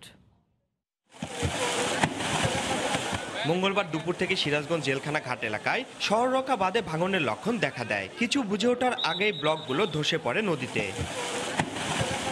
স্থায়ী ও মজবুত বাঁধেও ভাঙন আটকাতে না পারায় আতঙ্ক ছড়িয়ে পড়ে স্থানীয়দের মধ্যে। সকাল 11টার ঘটনা, বুড়বুড়ি কাটাইতেছে, আমাদের তো জানের তো নিরাপত্তা নাই, তো নদীতে ভাঙে আমরা কোনে থাকবো। মুহূর্তের মধ্যেই সবগুলো ব্লক এই অবস্থা হয়ে গেছে। যদি পানি উন্নয়ন বোর্ড নিজেদের কাজকর্ম সঠিকভাবে পরিচালনা করত, তাহলে হয়তো আজকে আমাদের এই অবস্থা দেখতে হতো না। পৈতৃক নিবাস ধরে রাখা নিয়ে আমরা আশঙ্কায় আছি, তারা যেন তাড়াতাড়ি ভাঙন এটা রোধ করে, তার শহরের তো পানি ঢুকে যাবে। ভাঙন রোধে জরুরি ভিত্তিতে সিসি ব্লক ও জিও ব্যাগ ফেলা শুরু করেছে পানি উন্নয়ন বোর্ড। এখানে একটা ঘূর্ণাবর্ত সৃষ্টি হয়েছে, লোকাল অ্যাকশনের কারণে এখানে প্রায় 70-80 মিটার জায়গা ধস নেমেছে। তো এটা আমরা মোবিলাইজ করেছি, জিও ব্যাগ এবং সিসি ব্লক ফেলছি, এটা আমরা মেরামত করে ফেলবো, পরে শুকনো টাইমে এটা আমরা পারমানেন্টলি করব।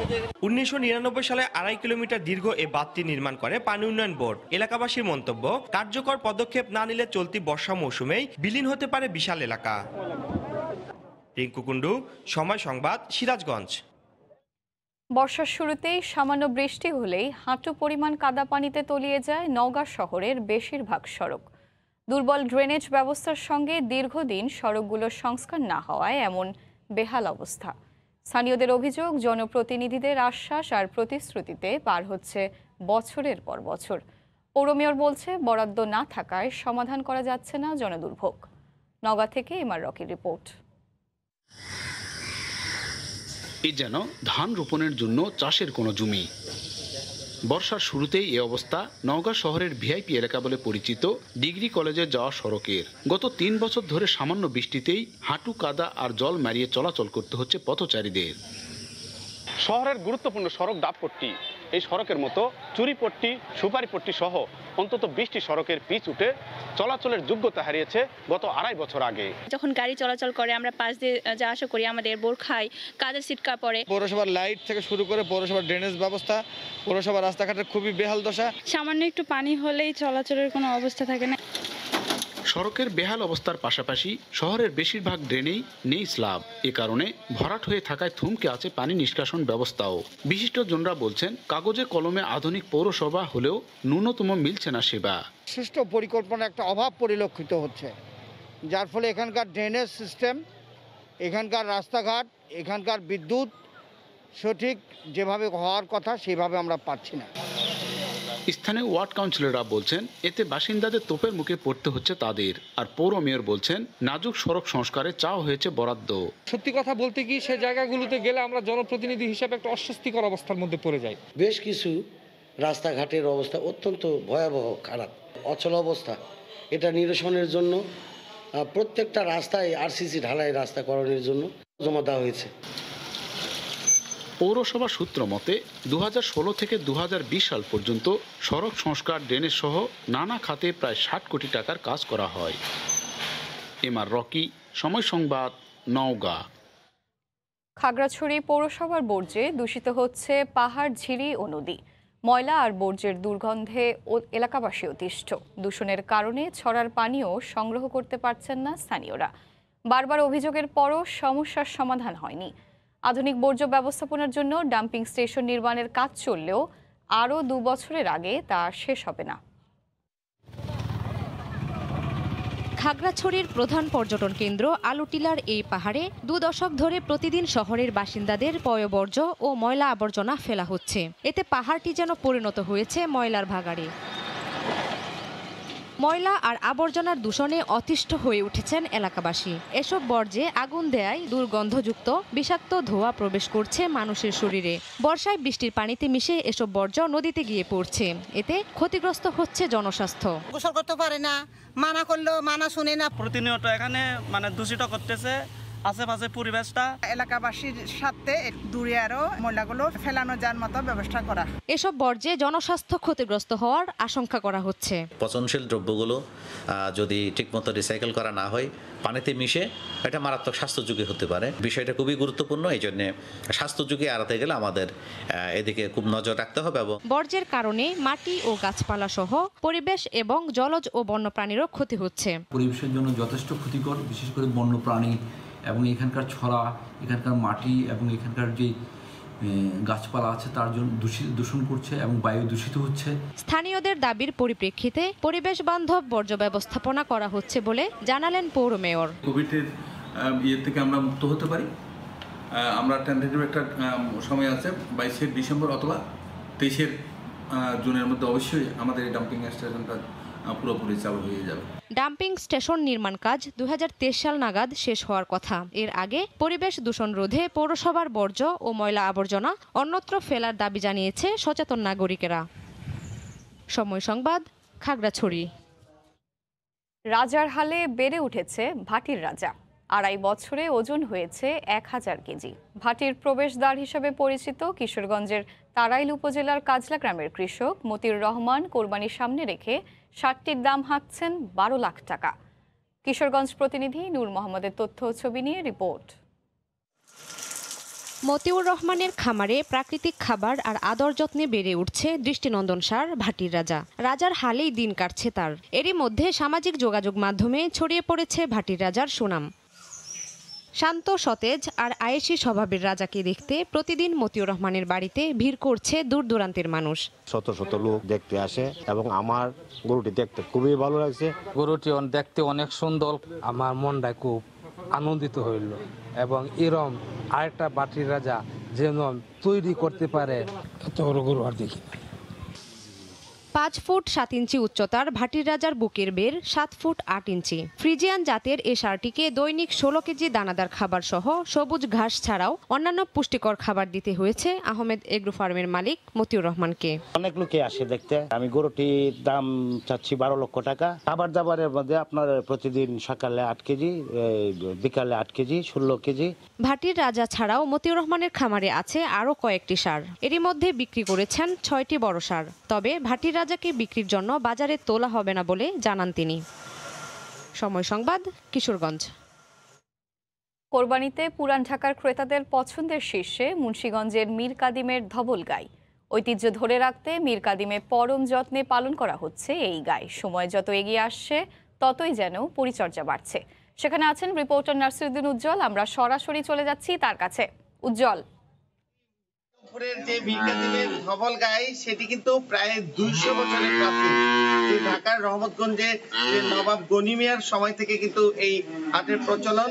এবং সেটি কিন্তু এই যে মুন্সিগঞ্জ তথা বিক্রমপুরের এই মিরকাদিমে এই ধবল গাইগুলো লালন পালন করা হচ্ছে এবং সেটি কিন্তু এই দীর্ঘ বছর ধরে নানা রকম ঐতিহ্য যে এখানকার সেটিকে ধরে রাখবার জন্য অনেক রকম চ্যালেঞ্জ কিন্তু এখানে রয়েছে এবং এই চ্যালেঞ্জের মধ্যে কিন্তু মিরকাদিমের ধবল গাই এখনো এই খামারগুলোতে আছে এবং শুধু এরকম খামার নয়, বিভিন্ন বাড়িতেও 2-4টি করে কিন্তু মিরকাদিমের ধবল গাই লালন পালন করবার চেষ্টা করেন এবং এখানে আপনারা দেখছেন যে এই মিরকাদিমের যে ধবল গাইয়ের বৈচিত্র্যের মধ্যে কিন্তু এই যে মুখের সামনের অংশটা সাদা থাকছে এবং যে ভুরুর যে চুলগুলো সেগুলো সাদা, শিংটা সাদা এবং পায়ের যে খুরা সেটা কিন্তু সাদা। তো এরকম বিরল যে জাত সেটি কিন্তু এখন বিলুপ্তির পথে এবং আপনারা জানেন যে প্রাণী সম্পদ অধিদপ্তর থেকে কিন্তু গবেষণা চলছে যে এই ধবল গাই যেটি বৈচিত্র্যপূর্ণ সেটিকে রক্ষা করবার জন্য কিন্তু অনেক রকম গবেষণা চলছে এবং এই বিক্রমপুরের ধবল গাই বিলুপ্তির পথে যাবার অন্যতম একটি কারণ হচ্ছে যে এখানকার যে ক্রস সিস্টেম, যে এখানকার সিমেন্ট দিয়ে যেভাবে গরুর বংশ বৃদ্ধি করা হয় সেসব ক্ষেত্রে কিন্তু এই প্রাচীন যে প্রকৃত যে দেশি গরু বা দেশি গাভী সেগুলোকে রক্ষা করবার ক্ষেত্রে কিন্তু এখানে স্থানীয়ভাবে তেমন ব্যবস্থা না থাকবার কারণে দিন দিন এটি বিলুপ্ত হওয়ার পথে।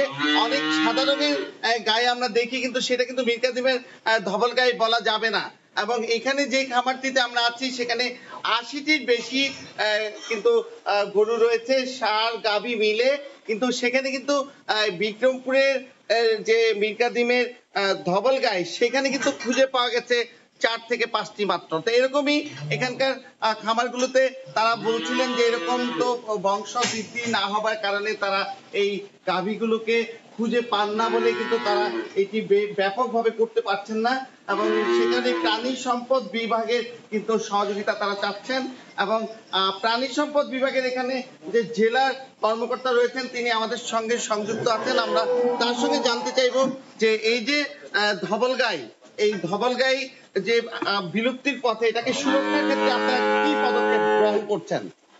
ধন্যবাদ। এই মিরকাদিমের ঐতিহ্য, মিরকাদিমের যে ধবল গরু সেটা আপনার প্রায় 200 বছরের একটা ঐতিহ্য। সেই যখন আপনার ব্রিটিশ আমল থেকে এখানে একটা বন্দর ছিল, এখানে বিভিন্ন কুড়া ভুসি এবং ডালের ফ্যাক্টরি গড়ে উঠেছে, তখন থেকে তারা এই মিরকাদিমের সাদা গরুগুলোকে তারা এই কুড়া ভুসি খৈল ভাত খাওয়ায় খাওয়ায় লালন পালন করত। তো দেখা যায় ঢাকার যে রহমতগঞ্জ গনি মিয়ার হাট এটা খুব প্রসিদ্ধ, সেখানে এই গরুগুলা বিক্রি হতো। ঢাকার যত বড় বড় ব্যবসায়ী এই গরুগুলোর জন্য সবসময় অপেক্ষায় থাকে, তারা অনেক সময় টাকা দিয়া। কিন্তু আমরা জানতে চাই যে এটা বিলুপ্ত হয়ে যাচ্ছে, এটা রক্ষায় আমরা কি পদক্ষেপ নিচ্ছি? বিলুপ্ত হওয়ার ব্যাপারটা হলো যে এটা যে খরচ বেশি, তারা লাভবান কম হয়, আর আমাদের ক্রস চলে আসাতে বিভিন্ন বীজ এটা ক্রস হয়ে গিয়েছে।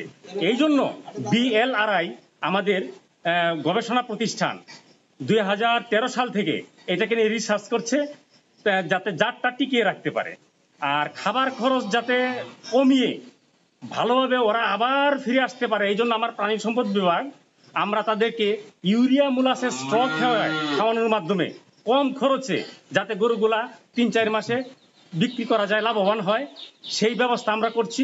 আমরা প্রাণী সম্পদ দপ্তর থেকে চিকিৎসা সেবা থেকে পরামর্শ এবং কিভাবে UMS খাওয়ায়ে গরুগুলাকে মোটা তাজা করে অল্প সময়ে বেশি লাভবান হয় তারা, সেই ধন্যবাদ আপনাকে।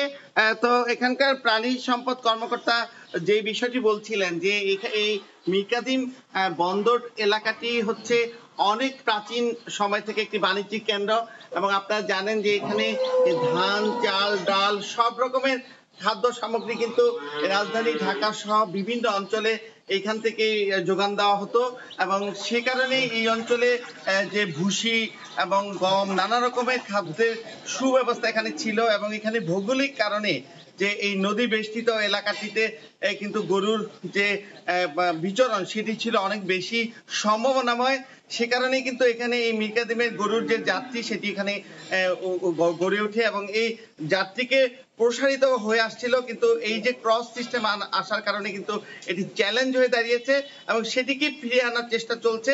তো মুন্সিগঞ্জে যে এরকম মীর কাদিমের খামারগুলো আছে সেইগুলোকে প্রসারিত দেওয়া এবং সেগুলোকে প্রসারিত করবার জন্য কিন্তু প্রাণী সম্পদ বিভাগ পদক্ষেপ নেবেন বলে জানাচ্ছেন।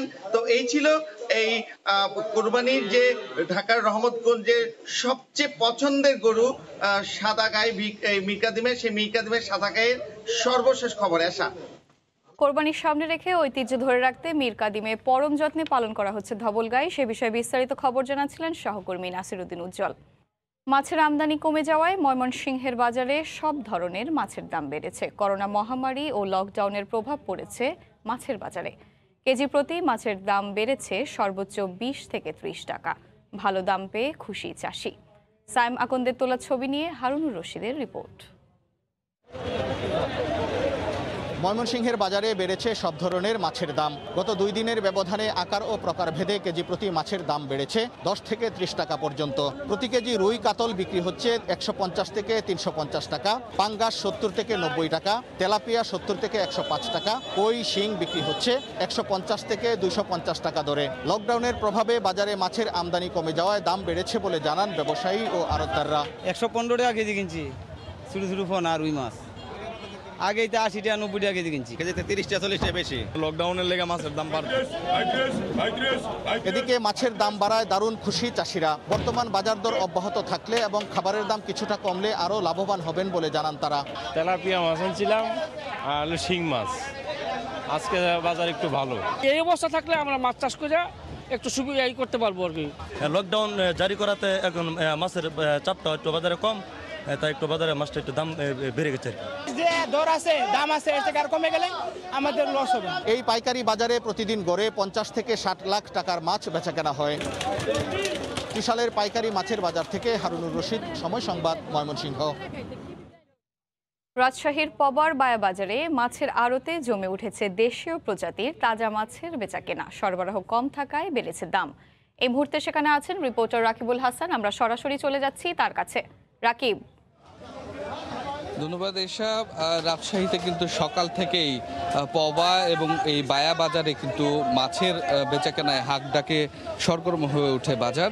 আজও আমরা তেমনটাই দেখেছি, তবে আজকে মাছের বাজারের দাম কিন্তু বেশ চড়া। যে পরিমাণ আসলে মাছের আমদানি হয়েছে তার তুলনায় ক্রেতার সংখ্যা অধিক হওয়ায় মাছের দাম বেড়েছে এবং এখানকার যারা ব্যবসায়ীরা আছেন, মাছের বিক্রেতারা আছেন, তারা বলছেন যে গেল কয়েক মাস থেকে আসলে যে লকডাউন পরিস্থিতি, এই কারণে মাছের সরবরাহটা কম হয় এবং সে তুলনায় যেহেতু স্থানীয় বাজারের খুচরা ক্রেতারা এখানে আসেন মাছ কিনতে, একই সাথে জেলার বাইরের পাইকাররা থাকেন, সে কারণে কিন্তু দর কষাকষির মধ্য দিয়ে মাছের দামটি বাড়ে।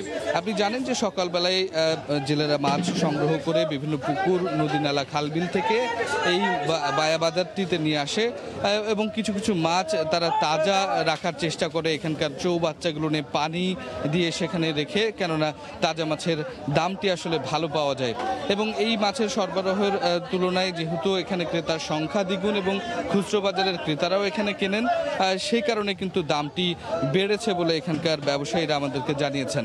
তবে অন্যান্য সময় আমরা যে পরিমাণ আসলে মাছ দেখি, হরেক জাতের মাছ থাকে, এখন কিন্তু সেই মাছটি খুব বেশি প্রকারভেদ আসলে এখানে আমরা লক্ষ্য করছি না।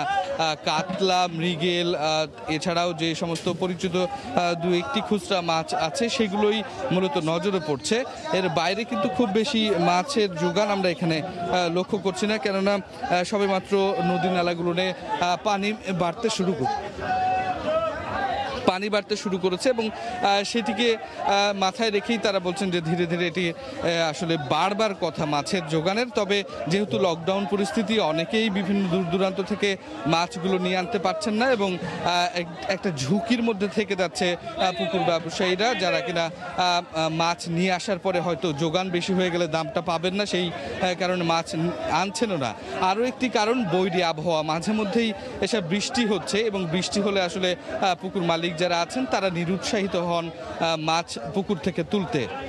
একটু জানিয়ে রাখতে চাই যে আজকে রাজশাহীর বায়া বাজারে ওজন এবং প্রকারভেদে প্রতি কেজিতে কিন্তু যেহেতু 40 থেকে 50 টাকা পর্যন্ত মাছের দাম বেড়েছে, সে কারণে গেল কয়েকদিন থেকে রুই মাছ বা কাতলা মাছ, সিলভার কাপ মাছ যেই দামে বিক্রি হচ্ছে তার থেকে আজকে অধিক দাম। আজকে প্রতি কেজি রুই ওজন ভেদে 205 টাকা থেকে 250 টাকা থেকে 270 টাকা, সিলভার কাপ 180 থেকে 220 টাকা এবং মৃগেল 230 থেকে 255, মিনার কাপ 110 টাকা থেকে 130 টাকা পর্যন্ত বিক্রি হয়েছে। এছাড়া যে সমস্ত ভাঙনা মাছগুলো আছে, ছোট মাছগুলো রয়েছে, সেগুলোও কিন্তু অনেক বেশি দাম। আমরা পুঁটি মাছ দেখেছি 300 থেকে 250 টাকা পর্যন্ত এবং প্রায় পাঙাশ মাছ যেটি খুবই স্বল্প পরিমাণে বাজারে আমরা লক্ষ্য করেছি, যেটি 120 থেকে 145 টাকা। এছাড়া যে অন্যান্য তেলাপিয়া মাছগুলো রয়েছে সেগুলো কিন্তু বেশ জোড়া দামি হাঁকছেন, 180 টাকা থেকে 200-250 টাকা পর্যন্ত, সেটি ওজন ভেদে। এবং এখানকার যারা খুচরা ব্যবসায়ীরা আছেন তারা বলছেন আজকের বাজারটা গতকালকের থেকে দ্বিগুণ, এই কারণেই কেননা যেহেতু 1 তারিখ থেকে একটি লকডাউনের ঘোষণা এসেছে এবং সেই কারণে কিন্তু বাজারে ক্রেতার সংখ্যা বেড়েছে। অনেকেই যে পরিমাণে আসলে কিনতেন তার থেকে অধিক পরিমাণে এই কাঁচামাল কিনছেন, এই মাছ কিনে মজুত করছেন। এবং যারা খুচরা ব্যবসায়ীরা আছেন এখানে, যারা বিভিন্ন নগরে বিভিন্ন বাজার থেকে কিনতে আসেন, তারা বলছেন যে একটু আজকে চাহিদা বেশি থাকবে, সে কারণে তাদের কাছে কিন্তু সেই মাছগুলোও সংগ্রহ করছেন অনেক বেশি। এবং এই কারণেই আজকে অন্যান্য দিনের থেকে মাছের দামটা বেশি এবং একই সাথে যেহেতু যোগান কম, সে কারণে আমরা দেখছি অনেকটা হুড়োহুড়িকেরই স্থানীয় যারা ক্রেতারা রয়েছেন, খুচরা ক্রেতারা রয়েছেন, তারা মাছ কিনছেন। এবং এখানকার মাছের আড়তদার যারা আছেন তারা বলছেন যে তারা চেষ্টা করছেন স্বাস্থ্যবিধি খানিকটা মানিয়ে নিয়ে এখানে মাছের বেচাকেনা করতে, এবং একই সাথে তারা যেটি বলছেন যে আগামীতে যাতে করে খুব ভালো বেচাকেনা হয় সেই ব্যবস্থাও তারা ধীরে ধীরে গড়ে তুলবেন এবং লকডাউন পরিস্থিতির মাঝেও মাছের এই সরবরাহ তারা অব্যাহত রাখবেন। তো রাজশাহীর বায়াবাজার থেকে মাছের বেচাকেনার এই ছিল আমার কাছে সর্বশেষ খবর। রাজশাহীর মাছের আড়ত থেকে মাছ বেচাকেনার খবর জানাচ্ছিলেন সহকর্মী রাকিবুল হাসান। বাণিজ্যিকভাবে বিক্রি শুরু হয়েছে মরুভূমির মিষ্টি ফল 3। চারা লাগানোর 6 মাসের মাথায় গাছের ফল বিক্রি করতে পারায় খুশি চাষি। সপ্তাহে 3 দিন বাগান থেকে নামানো হচ্ছে এ ফল, যা কিনতে আসছেন বিভিন্ন এলাকার পাইকাররা। প্রতি কেজি বিক্রি হচ্ছে 800 টাকা দরে, আর প্রতিটি চারার দাম 500 টাকা। হিলি প্রতিনিধি শফিকুল ইসলাম শফিকের পাঠানো তথ্য ও ছবিতে রিপোর্ট। গেল বছর করোনার সময় ব্যবসায় পুঁজি হারিয়ে বোনের পরামর্শে পতিত জমিতে পরীক্ষামূলক মরুভূমির মিষ্টি ফল 3 চাষ করে সফলতার মুখ দেখতে শুরু করেছেন মতিউর মান্নান। চারা লাগানোর 3 মাসের মাথায় গাছে ফল আসতে শুরু করে। ফল বিক্রি শুরু হয় 6 মাসের মাথায়। এখন পরিপক্ক এসব ফল গাছ থেকে নামানো শুরু করেছেন তিনি। বাজারে বেশ চাহিদাও রয়েছে ফলটির। ফলনের পাশাপাশি বাজারে ভালো দাম পাওয়ায় খুশি কৃষক। এখানে কোনো চাষাবাদ হতো না, এটাই পরিষ্কার করে নিয়ে আমি এখানেই চাষাবাদ শুরু করি। বর্তমানে তো সপ্তাহে আমার অনেকগুলো ফলে হারভেস্ট হচ্ছে, প্রায় 60-70 কেজি, প্রতি কেজি 800 টাকা দরে বিক্রি করি। বাগানটিতে কর্মসংস্থানের সুযোগ হয়েছে স্থানীয় বেশ কিছু পরিবারের। কাজ করে সচ্ছলতার সাথে সংসার চলছে তাদের। উদ্যোক্তা চান আরো লোক এগিয়ে আসুক 3 চাষে। আমাদের প্রায় 7 জন লোক এখানে প্রায় কাজ করি, ওরা মাসে প্রায় 9-10 হাজার টাকা মাইনে পাই এখানে। আমি এর আগে একটা নিয়ে গেছিলাম টপে লাগার জন্য, তো ফল আসছে, ভালো লাগলো, তাই এবার আরেকটা নেওয়ার জন্য আসছে আর কি। আল্লাহ পাক মহান রব্বুল আলামিন বলেন, এই 3 ফলটি এমন উপকারী ফল যে অন্যান্য ফলের থেকে অত্যন্ত দ্বিগুণ উপকারী ফল। 4 বিঘা জমিতে 2টি বাগানে লাগানো হয়েছে 900টি গাছ। এসব গাছ থেকে চারা উৎপাদন করে বিক্রি করছেন তিনি।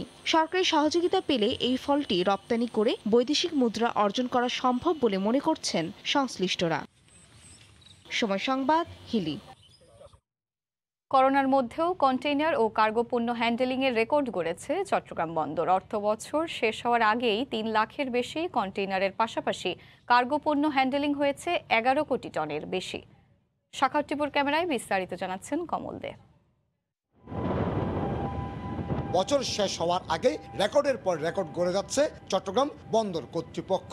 বিশেষ করে গত অর্থ বছরের তুলনায় চলতি অর্থ বছরে কন্টেনার হ্যান্ডলিং হয়েছে 3 লাখের বেশি। একইভাবে অন্তত 1 কোটি মেট্রিক টন বাড়তি কার্গো পণ্য হ্যান্ডলিং হয়েছে এই বন্দরে। বন্দরের প্রবৃদ্ধি খুবই সন্তোষজনক।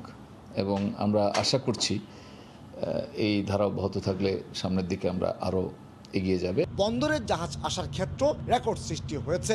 বিভিন্ন আমদানি পণ্য নিয়ে বন্দরের জাহাজ এসেছে 4002টি। এখন পর্যন্ত এটা করোনাকালে আমরা ধরে রাখতে পেরেছি, যেটা আমাদের দেশের জন্য বিরাট একটা মানে সাফল্য বলে আমি বলতে পারি। একদিকে দেশে 50টির বেশি মেগা প্রকল্পের যন্ত্রপাতি আসছে, আর করোনার মাঝে পুরোদমে সচল রয়েছে দেশের গার্মেন্টস শিল্প। এতে আমদানি রপ্তানি বাণিজ্য সচল থাকার পাশাপাশি বন্দরে প্রবৃদ্ধি বাড়ছে। বন্দরের সক্ষমতা পৃথিবীর অন্যান্য দেশের সাথে সঙ্গতি রেখে চলছে। তবে বাংলাদেশ যে দ্রুত গতিতে সাউথ ইস্ট এশিয়ার মধ্যে একটা উন্নত বাংলাদেশ হয়ে যাচ্ছে, সেটাই হচ্ছে এটার প্রতিফলন। গত বছর করোনা সংক্রমণ শুরু হওয়ার পর থেকে 28 জুন পর্যন্ত বন্দর সংশ্লিষ্ট 1202 জন করোনায় আক্রান্ত হয়েছেন। স্বাভাবিক রাখতে ক্ষণিকের জন্য এই বন্দর বন্ধ রাখা হয়নি। তার সুফল মিলেছে কন্টেনার হ্যান্ডেলিংয়ে এই রেকর্ডের মাধ্যমে। দ্বিতীয় এবং তৃতীয় ঢেউতেও পুরোদমে সচল রয়েছে এই বন্দর। চট্টগ্রাম বন্দর থেকে কমল দে, সময় সংবাদ। ইভ্যালি, আলিশা মার্ট সহ দেশের ডিজিটাল কমার্স কিভাবে চলবে, নীতিমালা চূড়ান্ত করতে বুধবার বাণিজ্য মন্ত্রণালয়ের নেতৃত্বে বসছে আন্তঃমন্ত্রণালয় বৈঠক। ই কমার্স পরিচালনায় স্বচ্ছতা, দায়বদ্ধতা ও জবাবদিহিতা নিশ্চিত করতে শীঘ্রই দেয়া হবে একটি নির্দেশিকা। বিষয়টি ইতিবাচক জানিয়ে ইক্যাব বলছে, এর মাধ্যমে ভোক্তা ও ব্যবসায়ী উভয়েরই স্বার্থ রক্ষা হবে। কাজল আব্দুল্লাহর রিপোর্ট। কয়েক বছর ধরে বাংলাদেশে জনপ্রিয় হয়ে উঠেছে অনলাইনে কেনাকাটা। গ্রাহকদের লোভনীয় ডিসকাউন্ট দিয়ে ব্যবসা পরিচালনা করে আসছে কয়েকটি প্রতিষ্ঠান। এতে ডিজিটাল প্ল্যাটফর্মে অসুস্থ প্রতিযোগিতার শঙ্কা তৈরি হয়। এ নিয়ে সম্প্রতি বাংলাদেশ ব্যাংকের রিপোর্টের পরিপ্রেক্ষিতে বেশ কয়েকটি ই কমার্স প্রতিষ্ঠানের সঙ্গে দেশের বিভিন্ন ব্যাংক কার্ডের লেনদেন বন্ধ করে দেয়। নড়েচড়ে বসে বাণিজ্য মন্ত্রণালয়। দেশে কিভাবে ডিজিটাল কমার্স পরিচালনা করা হবে এ নিয়ে নির্দেশিকা প্রণয়নের কাজ শুরু হয়। নির্দেশিকা অনুযায়ী পণ্য বা সেবা বেচাকেনা ফেরত বা প্রতিষ্ঠানের ওয়েবসাইটে বা মার্কেট প্লেসে সুস্পষ্টভাবে থাকতে হবে। এমনকি বিক্রি বাড়াতে কোনো ধরনের লটারি বা লটারি জাতীয় কোনো ব্যবস্থা নিতে পারবে না কোনো প্রতিষ্ঠান। কোন পণ্যের স্টক কত তাও জানাতে হবে গ্রাহকদের। বুধবার নীতিমালা চূড়ান্ত করতে আন্তঃমন্ত্রণালয় বৈঠক করবে বাণিজ্য মন্ত্রণালয়। এতে সবারই স্বার্থ সুরক্ষিত হবে বলে মনে করছে ইক্যাব। ই কমার্স কোম্পানিগুলো বা ক্রেতারা কিভাবে তাদের পেমেন্ট পাবেন, কিভাবে রিটার্ন রিফান্ড পলিসি কি হবে, ডেলিভারি কিভাবে সম্পন্ন হবে, সমস্ত বিষয়ে বিস্তারিত আলাপ আলোচনা করা আছে, বিস্তারিত বলা আছে নীতিমালার মধ্যে। এতে ক্রেতা এবং বিক্রেতার উভয় স্বার্থ সংরক্ষিত হবে। অর্থনীতিবিদরা বলছেন, প্রতারণার বেশিরভাগই ঘটে থাকে বেশি মূল্যের পণ্যে। এক্ষেত্রে শুধু নীতিমালা নয়, ই কমার্সের আওতায় থাকা সব প্রতিষ্ঠানকে রাখতে হবে নজরদারিতেও। প্রত্যেকেই কিন্তু বাংলাদেশের প্রতিষ্ঠান হোক, বাংলাদেশের বাইরের প্রতিষ্ঠান হোক, তাদের কিন্তু কঠোর একটা নজরদারির মধ্যে নিয়ে আসা উচিত, যেখানে ক্রেতা সাধারণ যাতে একটা স্বস্তি বোধ করেন, একটা কনফিডেন্স পায়, একটা ট্রাস্ট পায়। নতুন এই নির্দেশিকা চূড়ান্ত হলে ইচ্ছে মতো কেউ আর ডিজিটাল প্ল্যাটফর্মে ব্যবসা করতে পারবে না। কাজল আব্দুল্লাহ, সময় সংবাদ, ঢাকা। পরিকল্পিত বিনিয়োগে বেশ খানিকটা এগিয়েছে বাংলাদেশের তৈরি পোশাক শিল্প, স্বীকৃতিও মিলেছে বারবার।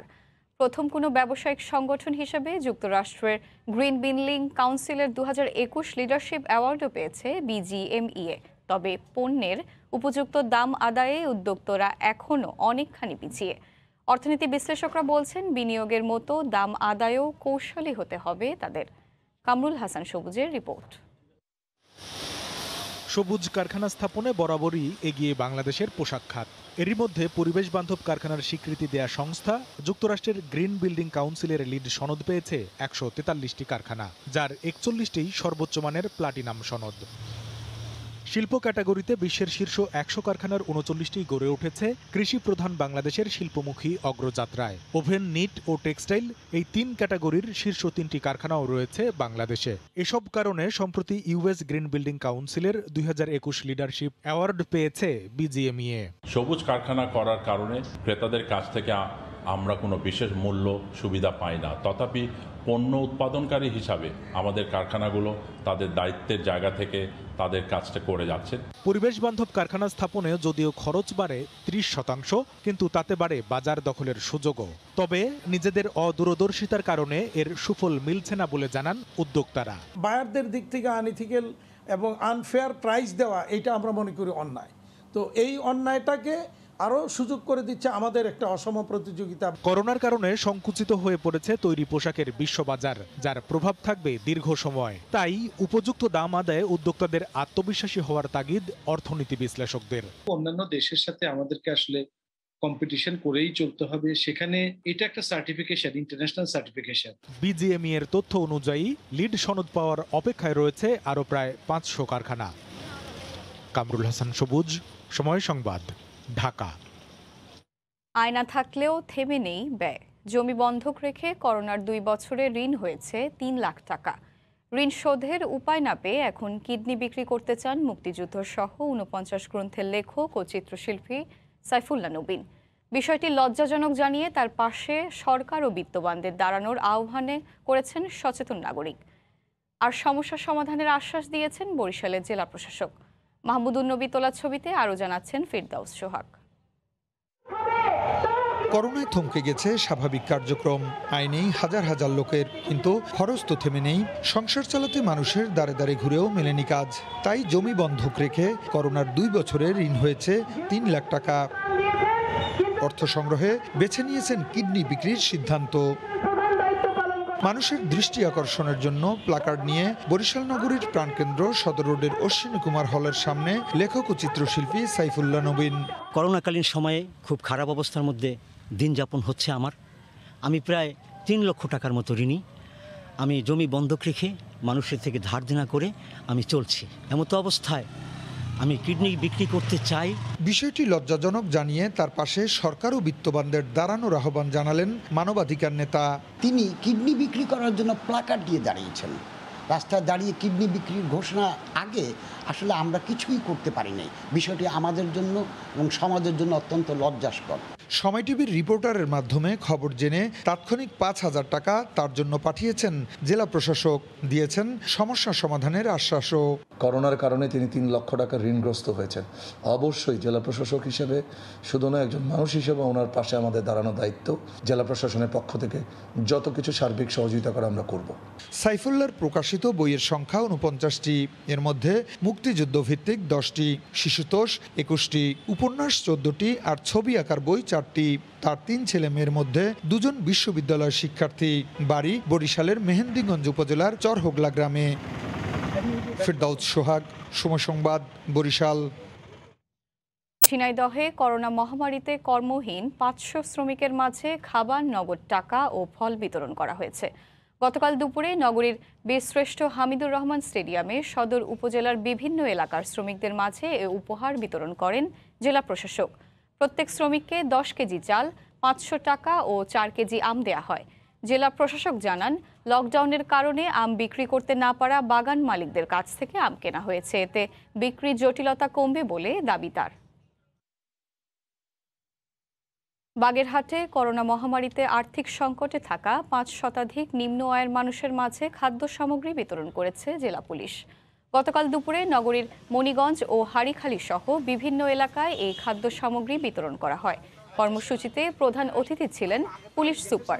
এ সময় শহর ও শহরতলির নিম্ন আয়ের মানুষ মহামারীতে যেন কষ্ট না পায়, সেজন্য এই কর্মসূচি হাতে নেওয়া হয়েছে বলেও জানান তিনি। নওগাঁয় মামলা দিয়ে হয়রানি করার প্রতিবাদে মানববন্ধন করেছেন এলাকাবাসী। গতকাল দুপুরে মান্দার সুতিহাট এলাকায় এ মানববন্ধন হয়। এতে শতাধিক নারী পুরুষ অংশ নেন। বক্তারা জানান, গত 18 জুন সন্ধ্যায় সাতবাড়িয়া এলাকায় 5 থেকে 6 জন যুবক সাহারা বানু নামে এক নারীর কাছে চাঁদা দাবি করেন। চাঁদা দিতে অস্বীকার করলে ওই নারীর ছেলে রায়হান ইসলাম সাগরকে পিটিয়ে আহত করে। পরে উল্টো সাহারা বানু ও তার ছেলেকে আসামি করে মান্দা থানায় মামলা করে হামলাকারীরা। হয়রানিমূলক মিথ্যা অভিযোগের মামলা প্রত্যাহারের দাবি জানান এলাকাবাসী। 50% মানুষকে করোনার প্রথম ডোজের টিকা দেওয়ার মাইলফলক স্পর্শ করেছে ফ্রান্স, আর দ্বিতীয় ডোজ সম্পন্ন করেছেন প্রায় 30%। এদিকে করোনার নতুন ভারতীয় ভ্যারিয়েন্ট রোধে ভ্যাকসিনেশন কার্যক্রমের গতি বাড়ানোর পাশাপাশি নানামুখী উদ্যোগ নিয়েছে সরকার। প্যারিস থেকে লুৎফুর রহমান বাবুর রিপোর্ট। ফ্রান্সের প্রথম ডোজের করোনার 50% ভ্যাকসিন প্রদানের মাইলফলক স্পর্শ করেছে দেশটির স্বাস্থ্য মন্ত্রণালয়। শুধুমাত্র গেল 24 ঘন্টায় 6,73,000-এরও বেশি মানুষকে করোনার ভ্যাকসিন প্রদান করা হয়েছে। স্বাস্থ্য মন্ত্রণালয়ের সূত্রে এমন তথ্যই জানা গেছে। এদিকে গ্রীষ্মকালীন অবকাশ যাপনের জন্য সাধারণ মানুষজন যেখানে ভ্রমণ করবেন সেখানেও করোনার ভ্যাকসিন প্রদানের ব্যবস্থা করতে যাচ্ছে দেশটির স্বাস্থ্য মন্ত্রণালয়, বিশেষ করে সাগর সৈকতগুলোতে। ফ্রান্স সহ ইউরোপের অন্যান্য দেশেও করোনার নতুন ডেল্টা ভেরিয়েন্ট ক্রমশই ছড়াচ্ছে, যা সাধারণ মানুষকে শঙ্কায় আর উদ্বেগের মধ্যেই ফেলে দিয়েছে। করোনার নতুন এই ভ্যারিয়েন্ট খুবই বিপজ্জনক। সংবাদে দেখেছি ভারতে বহু মানুষ এই ভ্যারিয়েন্টটিতে আক্রান্ত হয়ে মারা যাচ্ছেন। আমাদের উচিত নিজেদের সুরক্ষায় স্বাস্থ্যবিধি মেনে চলা। আমরা যদি এখনই সচেতন না হই, ফ্রান্সে আবারও করোনার চতুর্থ ঢেউ আসতে পারে, যা হবে খুবই বিপজ্জনক। আমরা কেউই এখন আর আগের মতো মাস্ক পরি না। এতটা উদাসীন হওয়া মনে হয় উচিত না। দেশটিতে 50% মানুষকে প্রথম ডোজের করোনার ভ্যাকসিন আর 30% মানুষকে দ্বিতীয় ডোজের করোনার ভ্যাকসিন প্রদান করা হয়েছে। করোনা ভ্যাকসিন প্রদানের গতি আরও বাড়ানো হচ্ছে বলে জানানো হয়েছে সংশ্লিষ্টদের পক্ষ থেকে। ডেল্টা ভ্যারিয়েন্ট রোধে ভ্যাকসিনেশনের পাশাপাশি সরকার নানামুখী উদ্যোগ গ্রহণ করেছে। তবে বিধিনিষেধ তুলে দেয় স্বাস্থ্যবিধি ও স্বাস্থ্য সুরক্ষা মানার বিষয়ে সাধারণ মানুষের যে উদাসীনতা, তাতে করে ফ্রান্সে আবারও করোনার নতুন ঢেউ আসতে পারে এমন শঙ্কাই অনেকের। মোহাম্মদ লুৎফুন বাবু, সময় সংবাদ, প্যারিস। ভারতের মহারাষ্ট্র রাজ্যের মুম্বাইয়ে 51% শিশুর শরীরে করোনার অ্যান্টিবডি তৈরি হয়েছে। এক গবেষণায় এমন তথ্য উঠে এসেছে। বোম্বে মিউনিসিপ্যাল কর্পোরেশন এই গবেষণা চালায়। তারা বলছে এই অ্যান্টিবডি আসন্ন তৃতীয় ঢেউয়ের বিরুদ্ধে লড়তে বাড়তি সুরক্ষা দেবে। ভারতে করোনা সংক্রমণের দ্বিতীয় ঢেউয়ে বিপর্যস্ত রাজ্যগুলোর মধ্যে অন্যতম মহারাষ্ট্র। বিশেষত বাণিজ্যিক শহর মুম্বাই সংক্রমণের ধাক্কায় বেশি ভুগেছে। বিশেষজ্ঞদের ধারণা, করোনার তৃতীয় ঢেউ এলে জনবহুল এই শহর আবার বিপর্যয়ের মুখে পড়তে পারে। তবে এর আগেই বড় একটি সুখবর জানিয়েছে বম্বে মিউনিসিপ্যাল কর্পোরেশন। প্রতিষ্ঠানটির এক প্রতিবেদনে বলা হয়েছে, মুম্বাইয়ের 50% শিশুর শরীরে করোনার অ্যান্টিবডির উপস্থিতি মিলেছে, যা কোভিডের তৃতীয় ঢেউ থেকে সুরক্ষা দেবে তাদের। প্রতিষ্ঠানটির চতুর্থ সমীক্ষায় মুম্বাইয়ের 1 থেকে 18 বছর বয়সীদের 51%-এর বেশি শিশুর শরীরে করোনার অ্যান্টিবডি পাওয়া গেছে। 1 এপ্রিল থেকে 15 জুন পর্যন্ত মুম্বাইয়ের 24টি ওয়ার্ডের 2176 শিশুর উপর সমীক্ষা করা হয়। মূলত মুম্বাইয়ে 10 থেকে 14 বছর বয়সী শিশুরা করোনায় বেশি ভুগেছে, আর সেটি থেকে সেরে উঠেই তাদের শরীরে তৈরি হয় অ্যান্টিবডি। প্রাথমিকভাবে এমনটাই ধারণা করা হচ্ছে। সৈয়দ ইফতেখার, সময় সংবাদ। ভারতের পশ্চিমবঙ্গে বাড়ল লকডাউনের মেয়াদ, তবে শিথিল করা হয়েছে কিছু বিধিনিষেধ। ভারতের অন্য রাজ্যগুলোর মতো পশ্চিমবঙ্গেও চলছে টিকাদান কর্মসূচি, তবে ভুয়া ভ্যাকসিন কাণ্ডে কিছুটা বিব্রত মমতা সরকার। কলকাতা থেকে সুব্রত আচার্যের রিপোর্ট। গেল 16 মে থেকে পশ্চিমবঙ্গ রাজ্যে পূর্ণাঙ্গ লকডাউন দেয় মমতা প্রশাসন। সে সময় রাজ্য জুড়ে প্রতিদিন সংক্রমণ ছিল 20,000-এর বেশি, মৃত্যুর হার ছিল শতাধিক। কঠোর লকডাউনের কারণে 1 মাসে কমতে থাকে সংক্রমণের হার। পরিস্থিতি কিছুটা উন্নত হওয়ায় 15 জন থেকে রাজ্যটিতে কিছুটা শিথিল করা হয় এই লকডাউন। দোকানপাট খোলার সময়সীমা কিছুটা বাড়ানো হলেও বন্ধ রাখা হয়েছিল গণপরিবহন। তবে 1 জুলাই থেকে নতুন নিয়মে চলতে পারবে বাস, অটো কিংবা রিকশাও। বেসরকারি সংস্থাও খোলা রাখা যাবে, তবে মেট্রো ও লোকাল ট্রেন বন্ধ থাকবে আগের মতোই রাত 9টা থেকে ভোর 5টা পর্যন্ত নাইট কারফিউ। 15 জুলাই পর্যন্ত এক্সটেন্ড করা হচ্ছে, কিন্তু এর মধ্যেও আমরা একটা অনেক লোককে সুযোগ দেওয়ার জন্য আমরা দেখছি যে কিছুটা হালকা করে দিলে কি হয়। রাত্রির টাইমটা যেটা 9টা থেকে ভোর 5টা পর্যন্ত স্ট্রিক্টলি প্রহিবিটেড ছিল, সেটা প্রহিবিটেড থাকবে। তখন এমার্জেন্সি ছাড়া কোনো কাজ হবে না। এদিকে কলকাতায় ভুয়া ভ্যাকসিন কাণ্ড প্রকাশ্যে আসায় অনেকটাই বিব্রত মমতা প্রশাসন। এ ধরনের ঘটনা যাতে পুনরাবৃত্তি না হয় সেজন্য কর্মকর্তাদের সতর্ক থাকার নির্দেশ দিয়েছেন মুখ্যমন্ত্রী। একই সঙ্গে কেন্দ্রীয় সরকারের বিরুদ্ধে অন্য রাজ্যের তুলনায় কম টিকা সরবরাহের অভিযোগ তৃণমূলের। আপনারা জানেন যে গভর্নমেন্টের অ্যাপ্রুভাল ছাড়া আমরা এখন আর কোনো সেন্টারে গিয়ে আমরা ক্যাম্প করতে পারবো না। যতক্ষণ না স্বাস্থ্য দপ্তর আমাদের স্পেসিফিক একটা কোড দেবে, সেই জন্য অনেকে আমাদের কাছে অ্যাপ্লিকেশন করেছে, তাদের কাছে আমরা হাত জোর করে ক্ষমা চেয়ে নিচ্ছি। ভারত সরকারের হিসেব অনুযায়ী 17 জানুয়ারি থেকে এ পর্যন্ত 32 কোটি মানুষ টিকার আওতায় এসেছেন। এর মধ্যে পশ্চিমবঙ্গে টিকা গ্রহণ করেছেন প্রায় 2.25 কোটি মানুষ। সুব্রত আচার্য, সময় সংবাদ, পশ্চিমবঙ্গ, ভারত। ভারতের কাশ্মীরে মানবিকতার অনন্য দৃষ্টান্ত স্থাপন করলেন এক নারী চিকিৎসক। 8 মাসের অন্তঃসত্ত্বা হয়েও মানবিক কারণে গ্রামের একটি কমিউনিটি হাসপাতালে করোনা রোগীদের চিকিৎসা সেবা দিয়ে যাচ্ছেন তিনি। করোনা পরিস্থিতির অবনতি এবং গ্রামের চিকিৎসার সুবিধা কম হওয়ায় মানবিক স্বার্থে তিনি রোগীদের সেবা দিয়ে যাচ্ছেন বলে জানান ওই চিকিৎসক। ডাক্তার শলিনী শর্মা মেডিকেল অফিসার হিসেবে কাজ করছেন ভারতের কাশ্মীর রাজ্যের কাঠুয়া জেলার লখনপুর গ্রামের একটি কমিউনিটি স্বাস্থ্য কেন্দ্রে। 8 মাসের অন্তঃসত্ত্বা হয়েও সাম্প্রতিক কোভিড বাস্তবতায় নিরলসভাবে পেশাগত দায়িত্ব পালন করে যাচ্ছেন 30 বছর বয়সী এই নারী চিকিৎসক। অন্তঃসত্ত্বাকালীন শারীরিক বাধা এতটুকুও দমাতে পারেনি তার পেশাগত দায়িত্ববোধকে। শলিনী জানান, গ্রামের চিকিৎসা সুবিধা অপ্রতুল থাকায় এই কমিউনিটি স্বাস্থ্য কেন্দ্রটি গ্রামবাসীর একমাত্র ভরসার জায়গা, আর তাই মানবিক স্বার্থেই তিনি এই দুঃসময়ে অসহায় মানুষের পাশে দাঁড়ানোর চেষ্টা করে যাচ্ছেন। গর্ভাবস্থার এই সময়টিতে যে কোনো কাজ করাই খুব কষ্টের, চলাফেরা একদমই করা যায় না, এমনকি কাজ করতে গেলে শ্বাসকষ্টও হয় প্রচুর। তবুও সাম্প্রতিক কোভিড বাস্তবতায় আমাদেরকে এই সমাজের খুব প্রয়োজন। এ সময় বাসায় বসে থাকলে এখানকার পরিস্থিতি আরো খারাপ হবে, কারণ এখানে চিকিৎসকের সংখ্যা অনেক কম। করোনার দ্বিতীয় ধাক্কায় সবচেয়ে বেশি ক্ষতিগ্রস্ত ভারতের গ্রামাঞ্চল। যতই দিন যাচ্ছে ততই যেন স্পষ্ট হচ্ছে গ্রামীণ জনপদগুলোর স্বাস্থ্যসেবার বেহাল দশা। ঠিক এমন সময়ে সব ধরনের শারীরিক বাধার ঊর্ধ্বে গিয়ে মানবিক স্বার্থে শলিনীর এমন নিরলস দায়িত্ব পালন গোটা ভারত তথা বিশ্বের চিকিৎসকদের জন্য এক বড় দৃষ্টান্ত। অন্যয় কর্মকার, সময় সংবাদ। করোনার তৃতীয় ধাপের সংক্রমণে টালমাটাল দক্ষিণ আফ্রিকা। সংক্রমণ রোধে তৃতীয় দফা লকডাউন, কারফিউ আর কঠোর স্বাস্থ্যবিধির পরও নিয়ন্ত্রণে আসছে না আক্রান্তের সংখ্যা। দক্ষিণ আফ্রিকা থেকে মিজানুর রহমান রাসেলের রিপোর্ট। তৃতীয় দফায় করোনার বিস্তার রোধে নতুন করে 14 দিনের লকডাউন আর রাত্রিকালীন কারফিউ দিয়েছেন দক্ষিণ আফ্রিকার প্রেসিডেন্ট সিরিল রামাপোসা। জোহান্সবার্গ, গাউটেং সহ কয়েকটি প্রদেশের সংক্রমণ মারাত্মক হওয়ায় বাড়ানো হয়েছে বিশেষ নজরদারি, সীমিত করা হয়েছে বার, রেস্টুরেন্টে বেচাকেনা। নতুন করে সংক্রমণ ছড়িয়ে পড়ায় আতঙ্কিত স্থানীয় ও প্রবাসীরা ব্যাপক হারে আক্রান্ত হয়ে দেশটির বিভিন্ন হাসপাতালে চিকিৎসা নিচ্ছেন দেশটিতে বসবাসরত প্রবাসী বাংলাদেশিরা। করোনা তৃতীয় ধাপে সংক্রমণ আগের চেয়ে অনেক গুণ বাড়ছে। আমরা বাংলাদেশিরা অত্যন্ত আতঙ্কের মধ্যে আছি, এমনকি অনেক মারাও যাইতেছে, আমরা অনেক আতঙ্কিত আছি। সরকার ঘোষিত স্বাস্থ্যবিধি মেনে বাইরে চলাচলের সতর্কতার আহ্বান জানিয়েছেন দেশটিতে বসবাসকারী বাংলাদেশি কমিউনিটি নেতারা।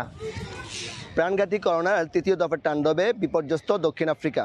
সংক্রমণের বিস্তার রোধে কয়েক দফা লকডাউন আর সরকারের কঠোর স্বাস্থ্যবিধিতেও সংক্রমণ আর মৃত্যুর মিছিল বাড়তে থাকায় চরম আতঙ্কে নিয়েই বসবাস করছেন দেশটিতে বসবাসরত স্থানীয় এবং প্রবাসী বাংলাদেশিরা। মিজানুর রহমান, সময় সংবাদ, দক্ষিণ আফ্রিকা। আয়ারল্যান্ডের দীর্ঘতম সমুদ্র সৈকত কোরকলো। সোনালী বালু ও রৌদ্র স্নানের জন্য বিখ্যাত এই সৈকত বিশ্বের বিভিন্ন দেশের পর্যটকদের অন্যতম আকর্ষণের কেন্দ্রবিন্দুও এটি। আয়ারল্যান্ডের ওয়েক্সফোর্ডের বিখ্যাত এই সৈকত নিয়ে সৈয়দ জুয়েলের রিপোর্ট। কোরকলো বিচ কেবল আইরিশদেরই পছন্দ নয়, বিশ্বের বিভিন্ন দেশের পছন্দের তালিকায় শীর্ষে রয়েছে এই বিচটি। বিশেষ করে সূক্ষ্ম নরম সোনালী বালুর জন্য এটি বিখ্যাত হওয়ায় রৌদ্র স্নানের জন্য এটি বেশি উপযোগী। কোরকলো বিচের রূপে মুগ্ধ হয়ে হলিউডের বিভিন্ন সিনেমায় এই সৈকতের দৃশ্য সংযোজন করা হয়েছে বহুবার। করোনা মহামারী কাটিয়ে নীল জলরাশির এই সৈকত যেন দীর্ঘদিন পর আবারও প্রাণবন্ত হয়ে উঠেছে পর্যটকদের পদচারণায়। করোনা বিধিনিষেধ শিথিল থাকায় স্থানীয়দের পাশাপাশি এখানে ভিড় জমাচ্ছেন বাংলাদেশিরাও। বিশ্ব মহামারীর কারণে মানুষের ভিড় কমেছে, তবে সবচেয়ে সুসংবাদ আয়ারল্যান্ডে মহামারীর মাত্রা প্রতিদিন কমে যাচ্ছে। করোনার পরিস্থিতি একটু ভালোর কারণে এবছর এখানে লোকজনের সমাগম খুবই বেশি। শেষ বিকেলের গোধূলি বেলায় সোনালী বালুর সঙ্গে মিলেমিশে একাকার সৈকতের অপরূপ সৌন্দর্যে হারিয়ে যাবেন যে কেউ। আয়ারল্যান্ড আয়ারল্যান্ডের দীর্ঘতম বিচ ক্রোকলু বিচ, এই বিচে প্রতি বছরই হাজার হাজার লোকের পদচারণায় মুখর থাকতো, কিন্তু গেল বছর করোনার কারণে তা থেকে মলিন ছিল এই বিচটি। এবছর বিধিনিষেধ কিছুটা শিথিল থাকায় আবার মুখর হচ্ছে এই বৃহত্তম বিচটি। আয়ারল্যান্ডের ক্রোকলু বিচ থেকে সৈয়দ জুয়েল, সময় সংবাদ। ভোরের সময় শীর্ষ সংবাদ জানিয়ে দিচ্ছি আরেকবার। কিছুতেই নিয়ন্ত্রণে আনা যাচ্ছে না দক্ষিণ পশ্চিমাঞ্চলের করোনা পরিস্থিতি। টানা 3 দিন, মৃত্যু শতাধিক। কাল থেকে সারা দেশে 7 দিনের সর্বাত্মক লকডাউন। 300 টাকার এক্স-রে 2300, 100 টাকার করোনা পরীক্ষা 600। চট্টগ্রাম মেডিকেলে করোনা ওয়ার্ডেই দালালদের দৌরাত্ম্য, আছে রাজনৈতিক প্রভাব। অবৈধ মোবাইল হ্যান্ডসেট বন্ধে কাল থেকে পরীক্ষামূলক কার্যক্রম শুরু। বৈধ হলে নিবন্ধিত হবে স্বয়ংক্রিয়ভাবে, নকল হলে রেজিস্ট্রেশনের সময় পাবে 3 মাস। এবং 4 দিন পর কক্সবাজারে বন্য হাতি 2টিকে উদ্ধার, আজ পাঠানো হবে বনাঞ্চলে। বন পাহাড় উজাড় হওয়ার কারণে খাদ্য সংকট, বলছেন পরিবেশবিদরা। এই ছিল ভোরের সময়, সঙ্গে থাকুন সময়ের।